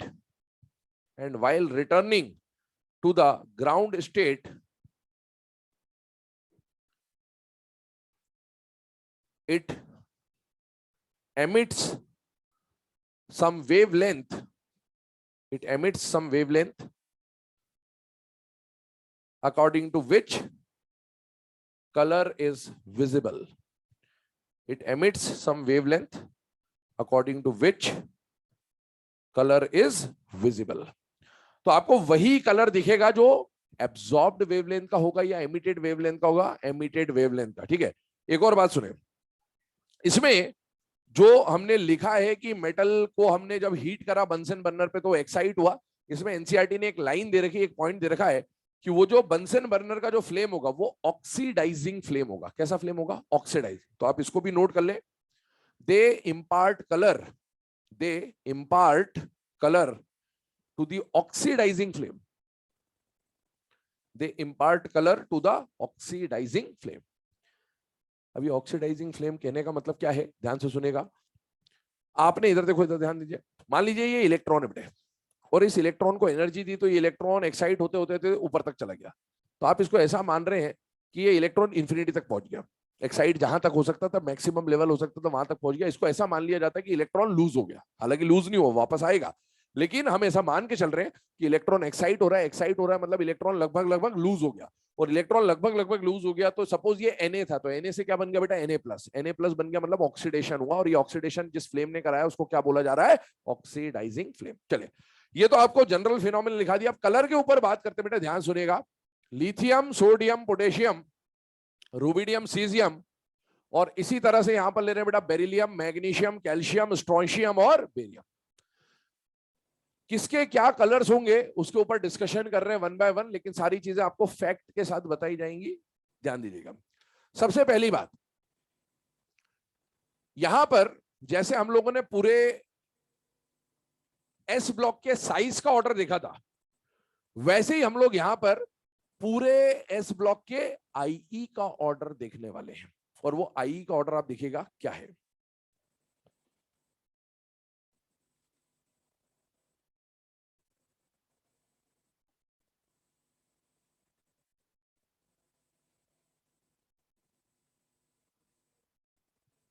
कभी अगर exam में आ जाए कि S block के IE का ऑर्डर क्या है, तो ये ऑर्डर है बेटा। ठीक है, अब ये याद है तो ही याद है, वरना तो आंसर की आने के बाद ही पता चलेगा कि ऐसा कुछ होता था। आप इसमें एक जनरल बात नोटिस करें, क्या लगभग पूरे ग्रुप 2 की आईई, अगर लिथियम को हटा दे बीच में से, तो क्या पूरे ग्रुप 2 की आईई ग्रुप 1 से ज्यादा है या नहीं बेटा? है। ये एक पॉइंट आ रहा है। और क्यों ऐसा हो रहा है? क्योंकि इनका जनरल कॉन्फ़िगरेशन NS2 बहुत स्टेबल होता है, फुलफिल्ड सबशेल है, और ये अनस्टेबल सबशेल वाले, तो इसीलिए इनका आई ज्यादा, इसका आई कम। अब आप इसमें थोड़ा सा और नोटिस करें, मैं जो बात बोल रहा हूं उसको बहुत ध्यान सुनते जाना, समझते जाना, और याद भी, दिमाग में भी फिट करते जाइएगा। क्यों? क्योंकि यही बातें अब आगे आने वाले टॉपिक्स में काम में आएगी, खासकर एस ब्लॉक में बहुत सारी चीजें आएंगी आगे। यहां पर आपको दो पेयर्स बताए जा रहे हैं। क्या बताए जा रहे हैं बेटा? पेयर। आप इस पूरे ऑर्डर में देखिए, सबसे ज्यादा आईई वाले दो एलिमेंट बताओ कौन है? कौन है? बेरिलियम और, तो ये एक पेयर रहेगा पूरे एस ब्लॉक में इनकी बहुत सारी प्रॉपर्टी सेम मिलेंगी आपको, बहुत सारी प्रॉपर्टी सेम मिलेगी। कौन सा पहला पेयर बना बेटा? Beryllium magnesium. और ऐसे 3 एलिमेंट बताइए जिनका आईई सबसे कम है, तो वो कौन है बेटा? Potassium, rubidium, caesium. या मैं ऐसा बोल दूं कि एस ब्लॉक के वो 3 एलिमेंट बताइए जिनका साइज ग्रुप 2 से भी बड़ा होता है, तो वो कौन होते हैं बेटा? पोटेशियम, रुबिडियम और सीजियम। ये दूसरा पेयर है बेटा। तो 2 पेयर आपके सामने है। पहला पेयर है बेरिलियम मैग्नीशियम। मैं आगे जाके पूछूंगा, 2 पेयर मैंने बताए थे, तो आपको याद होने चाहिए कि पहला पेयर कौन है बेटा? Beryllium magnesium. और एक पेयर कौन है बेटा? Potassium, rubidium, caesium. क्यों इनके पेयर बनाए उसका रीजन भी आपके सामने, कि हाई आईई वाले और लो आईई वाले। आगे सुने, यहां पर इनको अब आपको एलिमेंट्स को उठा के रखना है चूल्हे पर। चूल्हे पे इसको रख दिया, गर्मा गर्म बर्नर पे रख दिया। इसकी रिक्वायर्ड आई बहुत कम है या इन सब में सबसे ज्यादा है बेटा? सबसे ज्यादा। तो इसको वो जो बंसन बर्नर है वो रिक्वायर्ड एनर्जी प्रोवाइड नहीं कर पाएगा, और इसीलिए इसमें ना तो इलेक्ट्रॉन का एक्साइटेशन होगा। जब एक्साइटेशन ही नहीं होगा तो डी एक्साइटेशन भी नहीं होगा, और डी एक्साइटेशन नहीं होगा तो एमिटेड एनर्जी नहीं आएगी, और एमिटेड वेवलेंथ नहीं आया तो कलर दिखेगा ही नहीं। तो आपसे पहला क्वेश्चन ये पूछता है कि कौन से ऐसे एस ब्लॉक के एलिमेंट हैं जो फ्लेम टेस्ट या बंसन बर्नर टेस्ट शो नहीं करते हैं, और वो एलिमेंट कौन है? बेरिलियम और मैग्नीशियम। यहां पर लिख रहा हूं, do not show flame test. और इनके फ्लेम टेस्ट नहीं दिखाने का रीजन आपको यहां दिख रहा होगा कि इन दोनों की आईई क्या है बेटा? बहुत ज्यादा। तो पहला तो ये पॉइंट आ जाएगा कि do not show flame test. आगे देखें, अगला पॉइंट सुनिएगा। बाकी सारे जो एलिमेंट्स हैं उनको सफिशिएंट एनर्जी मिल जाती है फ्लेम टेस्ट से, क्योंकि उनकी आई कंपैरेटिवली कम है, और इसलिए वो सब क्या दिखाएंगे? कलर दिखाएंगे। अब इधर देखो, कलर कलर खेलना स्टार्ट करते हैं। यूं जाना है,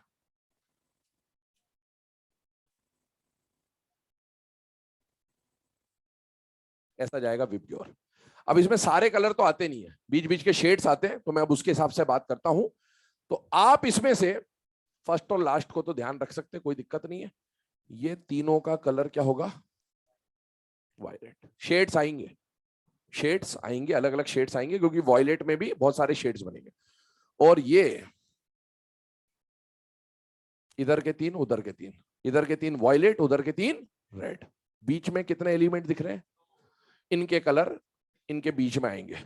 तो यहां पर एक का कलर आता है येलो और एक का कलर आता है ग्रीन। ये दोनों जो येलो, ये दोनों ही ग्रीनिश भी बोल सकते हैं, दोनों को येलोइश भी बोलते हैं। विबग्योर के हिसाब से आपको यहां पर पहले ब्लू, फिर ग्रीन, फिर येलो दिखेगा, लेकिन हो उल्टा रहा है, क्योंकि इन दोनों के शेड्स येलोइश और ग्रीनिश टाइप के होते हैं। अभी नाम पे बात करेंगे, ठीक है? तो यहां पर इन 3 का कलर कौन सा मिल रहा है? वॉयलेट। इन 3 का कलर कौन सा मिल रहा है? रेड। अब इधर आइए ध्यान से, रिवर्स चलिए, रिवर्स चलिए, उसको भूल जाइए, क्योंकि एग्जाम में आपको ये आई का ऑर्डर याद करके जाना नहीं है, तो मैं यहां पर समझा रहा हूं, बट मैंने आपको एक हिंट दे दिया कि होने क्या वाला है। इधर आइए ग्रुप 1 में। ग्रुप 1 में और ग्रुप 2 में मैंने आपको बोला 2 पेयर्स, क्या इन दोनों की प्रॉपर्टी सेम होगी या नहीं होगी बेटा? होगी। और इधर बताइए, क्या इन तीनों का पेयर है या नहीं बेटा? है। और यहां पर ग्रुप 1 में आपको विबग्योर उल्टा बनाना है। विबग्योर उल्टा बनाने का मतलब ये है कि इसका भी कलर कौन सा आएगा बेटा? वॉयलेट। इन तीनों की प्रॉपर्टी सेम है, इसका भी कलर क्या आएगा बेटा? वॉयलेट। और इसका भी कलर क्या आएगा बेटा? वॉयलेट। बीच में भूल जाइए थोड़ी देर के लिए, और लास्ट में कौन सा कलर आ जाएगा? रेड, विबग्योर के हिसाब से। और बीच में कौन सा कलर आएगा बेटा? येलो। कौन सा कलर आएगा? येलो। अब आपको कभी येलो कलर को लेकर सोडियम में दिक्कत आए, तो अगर आपने सॉलिड स्टेट चैप्टर पढ़ा है तो एफ सेंटर नाम का टॉपिक पढ़ते हो, और एफ सेंटर में सोडियम का कलर आपको येलो ही बताया जाता है। कभी भूल जाओ तो वहां से रिफर कर लेना, ऑटोमेटिकली कलर आ जाएगा यार, ठीक है? आगे सुनिए। सबसे पहले अगर हम लोग बात करें तो यहां देखिए, कैल्शियम, स्ट्रोंशियम और लिथियम। कैल्शियम, स्ट्रोंशियम और लिथियम, इन सब का कलर रेड, रेड और रेड। अब आप देखो, पहले तो मैंने इसको बता दिया, उसको अलग से हम लोग देख लेंगे। विबग्योर के हिसाब से वॉयलेट ले लो, रेड ले लो, बीच में क्या ले लो? येलो। अब कलर पे आते हैं, शेड्स के ऊपर आते हैं। लिथियम का जो कलर है वो कैसा मिलता है बेटा? Crimson red. कैसा मिलता है बेटा? Crimson red. Crimson red, lithium crimson red, इसको शॉर्ट में बोलेंगे लिकर। क्या बोलेंगे? लिकर। LICR है ना, लिकर की स्पेलिंग वैसे तो अलग ही होती है ना, LIQUOR, पर यहां पर हम लोग इसको इस तरह से याद रखेंगे, लिकर। लिकर मतलब लिथियम क्रिम्सन रेड। अब ये ऑटोमेटिकली 2-4 बार रिपीट करेंगे, एग्जाम में जब आएगा तो खुद ही दिमाग में आ जाएगा, इसमें कुछ याद करने की जरूरत नहीं है। तो लिथियम का कलर क्या आ जाएगा बेटा? Crimson red. आगे सुनिए, सोडियम येलो है, गोल्डन येलो बोलते हैं इसको। क्या बोलते हैं बेटा? Golden yellow. गोल्डन येलो मतलब थोड़ा सा वो ग्रीनिश वाला शेड आएगा इसमें, जो कि स्पार्कल वगैरह आप देखते हैं तो गोल्ड थोड़ा सा ग्रीनिश गोल्ड टाइप का जो दिखता है वैसा दिखेगा ये ना। तो इसीलिए यहाँ पर ये जो ग्रीन और येलो है ना, ये बहुत आसपास वाले कलर होते हैं, तो इसमें येलो या ग्रीन ऐसे पर्टिकुलर नहीं बोलते, बट हाँ जो शेड के नाम मेंशन्ड है बुक्स में हम उसी शेड को पढ़ रहे हैं। Golden yellow. इधर देखिए, वायलेट। वायलेट वायलेट सोडियम का मैंने एफ सेंटर का एग्जांपल दिया आपको, पोटेशियम भी आप एफ सेंटर में पढ़ते हैं, और वहां पोटेशियम का कलर वायलेट ही होता है, एग्जैक्ट वायलेट कलर होता है। कैसा होता है बेटा? Exact violet. मतलब पोटेशियम वायलेट है, केंद्रीय विद्यालय KV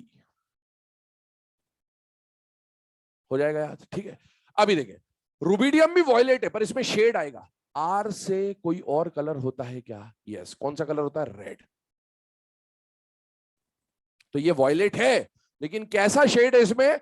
रेडिश वायलेट शेड आपको मिलेगा। और सीजियम में BV, ये कैसा मिलेगा? ब्लूइश वायलेट मिलेगा। एनसीईआरटी ने, ध्यान सुनना, एनसीईआरटी ने इसको क्या लिखा है बेटा? ब्लूइश लिखा हुआ है, सिर्फ ब्लूइश लिखा हुआ है, लेकिन बहुत सारी जगह पर इसमें ब्लूइश वायलेट या सिर्फ वायलेट भी लिखा होता है। तो मैं इसलिए दोनों शेड लिखा दे रहा हूं आपको, कि ब्लूइश आ जाएगा तो भी आप टिक कर दो, और वायलेट आ रहा है तो भी आप टिक कर दो, कोई प्रॉब्लम वाली बात नहीं होनी चाहिए। फिर से सुने इसको ध्यान से, इधर ध्यान दें 2 मिनट के लिए, लिखना बंद कर दें, फिर से समझना चालू कर दें। मैंने आपको क्या बोला? विबग्योर उल्टा बनाना है।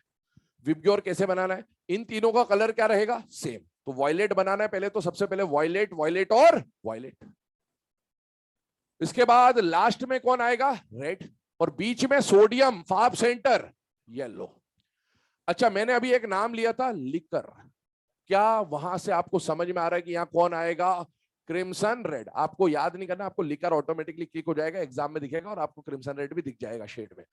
सोडियम का येलो, कौन सा येलो? Golden yellow. इसको आप नाग या नागी से याद कर सकते हो, NAGY, ठीक है, ठीक है। आगे बढ़ जाए, पोटेशियम वायलेट, एग्जैक्ट वायलेट कैसे याद करेंगे? केंद्रीय विद्यालय KV, एग्जैक्ट वायलेट आएगा। इसमें कौन सा वायलेट? R से रेड वायलेट। और सीजियम के लिए मैंने क्या बोला बेटा? BV। इसका मतलब यहां कौन सा आएगा बेटा? Bluish violet. आइए यहां पर, बेरिलियम और मैग्नीशियम शेड नहीं दिखा रहे हैं, फ्लेम टेस्ट नहीं दिखा रहे, ये दोनों रेड है। अब ये दोनों रेड हैं, तो अभी सुने कैबरे। कैबरे डांस सुना है? हेलेन को जानते हो? हेलेन कौन है? सलमान खान की माता जी है ना, दूसरी माता जी। सलमान खान को भी जानते होंगे, सल्लू मियां भाई है ना। हाँ, तो जो हेलेन है, पुराने मूवीज वगैरह देखी हो तो एक वो गाना बहुत कॉमन है, पिया तू अब तो आजा, उसमें वो पिंजरे में डांस करती रहती है। वो जो डांस का फॉर्म हुआ करता था, वो डांस का फॉर्म क्या कहलाता था? Cabaret dance. वैसे इसको कब्र से भी याद कर सकते हैं, पर थोड़ा ड्रास्टिक हो जाएगा, ट्रेजेडी हो जाएगी, इसीलिए हम इसको थोड़ा सा अच्छे तरीके से याद कर ले। तो इसको कैसे याद करना है? कैबरे डांस से। तो आपको कैबरे से क्या याद आ जाएगा? Calcium, brick, red. यहां पर आइए, सरदार, क्या याद करना है? सरदार, सरदार, इस तरह से याद हो जाएगा। एनसीईआरटी ने इसका कलर डार्क रेड नहीं दिया है, क्रिम्सन रेड दिया है, क्रिम्सन रेड दिया है। तो सरदार, सरकार चलेगा, कोई दिक्कत नहीं है, याद हो जाएगा, है ना। सरदार आए चाहे सरकार, सन ऑफ सरदार और सरकार राज, पार्ट 1, पार्ट 2, पार्ट 3 कोई भी देख लो, चलेगा। आइए, राउडी राठौर देखिए सबने, चिंता चिता चिता, जो मैं बोलता हूं वो मैं, और जो मैं नहीं बोलता हूं, ऐसा था क्या? ऐसा था क्या? अबे सुनो मेरी बात। बेरियम जो है उसमें राउडी राठौड़ में विलेन का नाम होता है बापजी।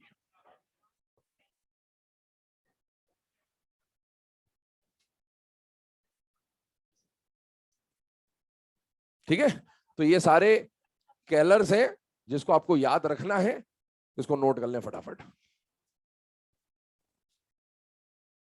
ठीक है, ये मंत्र 2-4 बार उच्चारण करेंगे सुबह शाम, तो है ना, ये एग्जाम तक ऑटोमेटिकली याद हो जाएगा। 2-3 बार पढ़ लेंगे तो ऑटोमेटिकली एग्जाम में क्लिक हो जाएगा, कोई उसमें अलग से रटने की जरूरत नहीं है ना। क्लिक होना होगा तो इतने में ही हो जाएगा, अब इतने में भी नहीं होगा तो फिर नहीं होगा बेटा, हाँ फिर तो कुछ नहीं हो सकता। ठीक है, अभी आप देखें ये सारे जो कलर्स लिखे हुए हैं आपके सामने, इन कलर्स के बाद नेक्स्ट पॉइंट पे हम लोग जा रहे हैं, और अगला जो प्रॉपर्टी हमें स्टडी करना है वो प्रॉपर्टी है बेटा फोटो इलेक्ट्रिक इफेक्ट। चलिए फोटो इलेक्ट्रिक इफेक्ट के ऊपर बात करते हैं।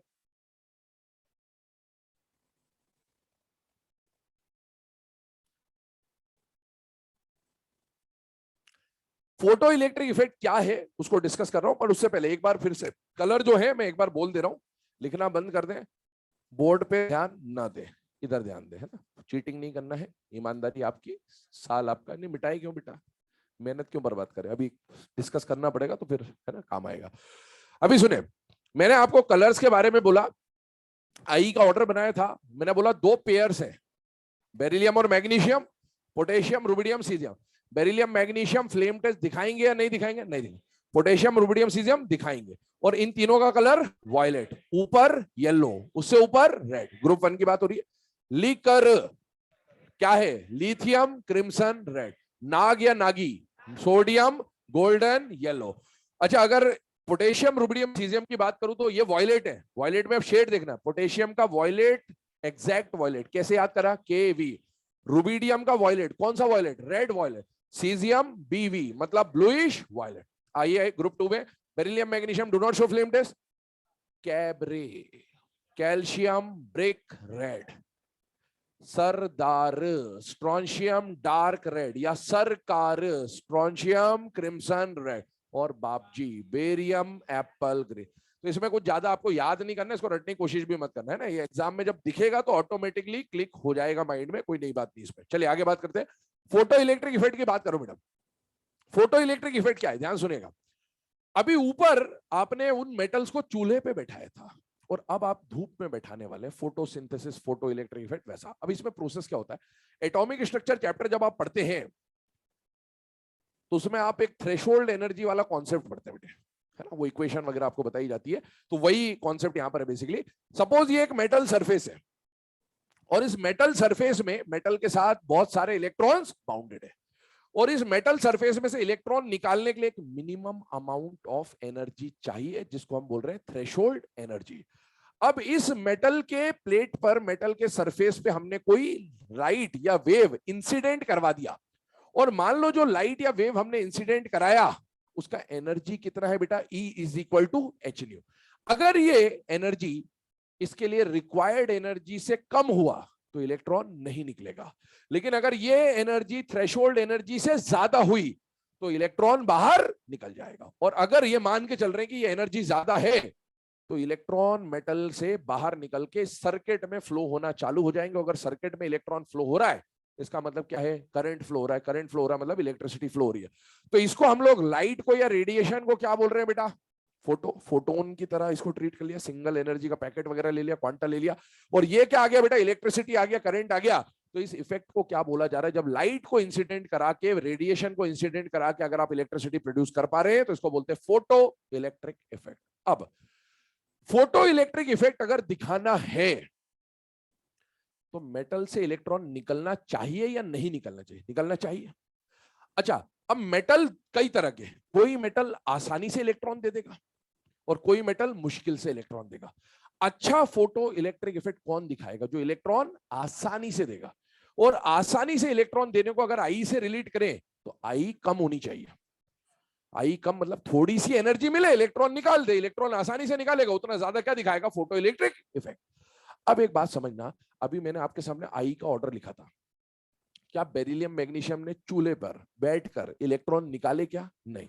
तो ये धूप में बैठ के तो इलेक्ट्रॉन कतई ना दे रहे।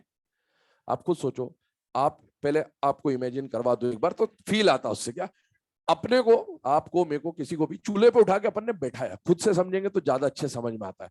तो अपन ने अगर आपको उठा के चूल्हे पे बैठाया तो कुछ एनर्जी मिल रही है, और आपको ही धूप में बैठाया तो आप खुद समझ सकते हो ज्यादा हीट सप्लाई कहां से हो रही थी, चूल्हे पे। अगर कोई चीज चूल्हे पे बैठकर इलेक्ट्रॉन नहीं दे रहा तो धूप में बैठ के तो वो इलेक्ट्रॉन रिलीज नहीं ही करेगा। अब आप देखो यहां पर हमने ऑर्डर ऐसा बनाया था कि बेरिलियम लिया था, मैग्नीशियम लिया था, कैल्शियम लिया था, स्ट्रॉन्शियम लिया था, फिर आ गया था बेटा लिथियम, फिर आ गया था बेटा बेरियम, फिर आ गया था सोडियम, पोटेशियम, रुबिडियम और सीजियम। ये ऑर्डर था। इसने ना तो चूल्हे पे बैठकर इलेक्ट्रॉन दिया तो धूप में तो ये नहीं दे रहा, इन्होंने चूल्हे पे बैठकर इलेक्ट्रॉन दे दिया था क्योंकि चूल्हे पे एनर्जी ज्यादा मिल रही थी। पर इनको धूप में एनर्जी पूरी नहीं पड़ पाती, तो ये अपना इलेक्ट्रॉन लूज नहीं करेगा। ये वो थे जो पेयर था, और ये वो पेयर है जिसने चूल्हे पे बैठ के भी इलेक्ट्रॉन दिया था और धूप में बैठ के भी इलेक्ट्रॉन देगा, क्योंकि इन सब में सबसे कम आईई इन्हीं की है। ये वो एलिमेंट है, ये उस तरह के एलिमेंट है जिसको चूल्हे पे बैठाते भी नहीं है। ये जैसे ही चूल्हे के पास ले जाते हैं, बोलता ले ले भाई इलेक्ट्रॉन, क्योंकि इसको मालूम है आगे वालों ने लास्ट में इलेक्ट्रॉन तो दिए, बैठ के दिए, क्या मतलब निकला। तो ये पास में ले जाते ही बोलता ले ले भाई ले ले, कोई बात नहीं, देना तो ही है लास्ट में, तो पहले ही ले ले, कोई बात नहीं, गर्म क्यों करवाना जबरदस्ती। तो जब इन्होंने चूल्हे के पास जाके इलेक्ट्रॉन दे दिया, मतलब इनको एनर्जी रिक्वायर्ड बहुत कम थी, तो ये आसानी से धूप में बैठकर भी क्या बोलते हैं, इलेक्ट्रॉन ले लो, गर्म करने की कोई जरूरत नहीं है ना, जबरदस्ती लाल पीले हो जाए क्या मतलब है। तो फोटो इलेक्ट्रिक इफेक्ट जो है वो कौन दिखाएगा, पोटेशियम, रुबिडियम, सीजियम। अब आप देखो ये दो पेयर जो बताए थे, बेरिलियम मैग्नीशियम, ना तो वो दिखा रहा है ना ये दिखा रहा है, और वो ये भी दिखाएंगे ये भी दिखाएंगे। स्टेटमेंट बोल रहा हूं फोटो इलेक्ट्रिक इफेक्ट में, लिखिएगा only potassium, rubidium and cesium, only potassium, rubidium and cesium show photoelectric effect. Only potassium, rubidium and cesium show photoelectric effect, है ना। रीजन आपको पता है क्या रीजन है बेटा, due to their low IE values, है ना। और अगला स्टेटमेंट लिखे इसमें, ये जो फोटो इलेक्ट्रिक इफेक्ट है इसको यूज करते हैं फोटो इलेक्ट्रिक सेल में। और फोटो इलेक्ट्रिक सेल की अगर मैं बात करूं, तो फोटो इलेक्ट्रिक सेल में वैसे तो आप पोटेशियम भी यूज कर सकते हो, रुबिडियम भी यूज कर सकते हो, सीजियम भी यूज कर सकते हो, लेकिन सबसे आसानी से इलेक्ट्रॉन कौन देता है, सीजियम। तो एनसीईआरटी में यूज लिखा हुआ है कि caesium is used in photoelectric cell, सुनो पूरी बात। लेकिन कई बुक्स में दोनों लिखे हैं, सीजियम और पोटेशियम दोनों फोटो इलेक्ट्रिक सेल में यूज होते हैं। तो फिर बात आती है माइंड में, सर रुबिडियम भी तो कर सकता है, बिल्कुल इसको भी कर सकते हो, लेकिन बात होती है खर्चे की। इनका जो फोटो इलेक्ट्रिक सेल बनेगा वो खर्चा कम बनेगा और ये थोड़ा महंगा बनेगा, और अपन सस्ते में काम चलाने वाले देश है अपना, सस्ता सुंदर टिकाऊ चलता है, तो इसीलिए पोटेशियम और सीजियम को यूज करते हैं फोटो इलेक्ट्रिक सेल में। इसको भी बना सकते हैं, कोई दिक्कत नहीं है, लेकिन वो थोड़ा सा कॉस्टली होगा और इसीलिए उसको यूज नहीं करते मैन्युफैक्चरिंग में। तो स्टेटमेंट बोल दे रहा हूं, potassium and caesium are used in photoelectric cell. Potassium and caesium are used in photoelectric cell. NCERT ने इनमें से सिर्फ क्या लिखा हुआ है बेटा, सीजियम। लेकिन अगर बाय चांस ऑप्शन में सीजियम ना आए तो आप पोटेशियम भी टिक कर सकते हो, सीजियम और पोटेशियम दोनों ही ना आए तो आप रुबिडियम भी टिक कर सकते हो, डिपेंड करेगा ऑप्शन बेस, बट सबसे ज्यादा प्रायोरिटी आप किसको देंगे, सीजियम को। तो ये ओवरऑल फोटो इलेक्ट्रिक सेल के बारे में हम लोगों ने बात कर ली, फोटो इलेक्ट्रिक इफेक्ट के बारे में बात कर ली। अब एक लास्ट प्रॉपर्टी और यहां पर आती है, और वो आती है बेटा कॉम्प्लेक्स फॉर्मेशन टेंडेंसी। हेडिंग डाल लीजिएगा, 10th property, complex formation tendency.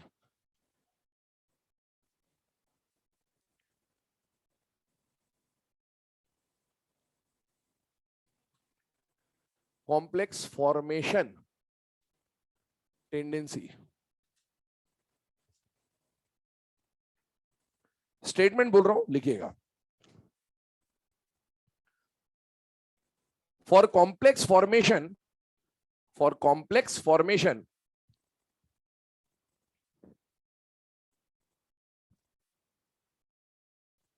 metals must have, for complex formation metals must have, 3 point आएंगे। फर्स्ट पॉइंट लिखिएगा, availability of vacant orbital, availability of vacant orbital, availability of vacant orbital. Second point लिखेंगे high charge, high charge, और third point लिखेंगे small size, small size. इसके बाद अगला है ना, ये पॉइंट तो हो गए, पैराग्राफ चेंज करके इसी में लिखिएगा, in S block, in S block beryllium has, beryllium has very high complex formation tendency. In S block, beryllium has very high complex formation tendency. और उसके सपोर्ट में एक रिएक्शन यहां लिखी जा रही है,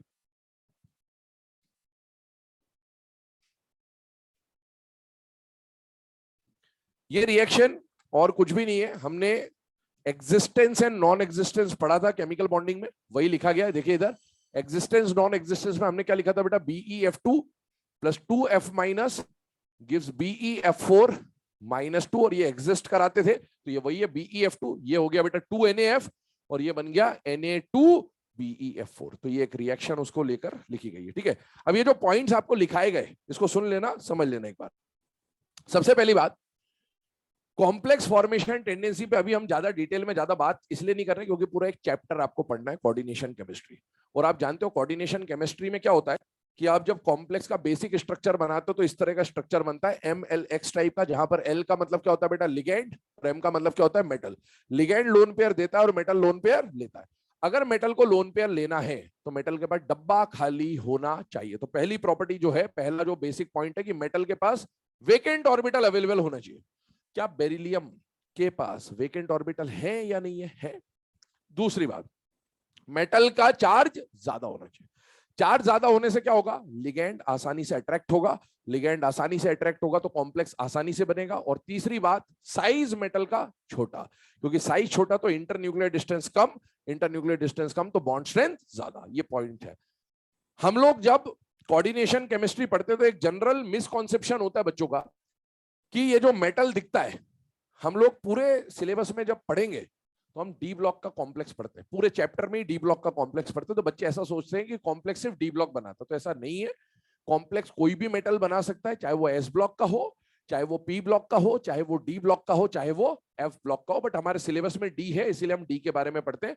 और यही समझाने के लिए यहाँ लिखाया गया कि बेरिलियम की complex formation tendency S block में सबसे ज्यादा है। क्यों? क्योंकि बेरिलियम का साइज पूरे एस ब्लॉक में सबसे ज्यादा, और चार्ज डेंसिटी बेसिकली बात करूं तो सबसे ज्यादा है बेरिलियम की। तो ये अपने जो भी फिजिकल प्रॉपर्टीज थी ये कंप्लीट होती है। कॉपी बंद कर लो।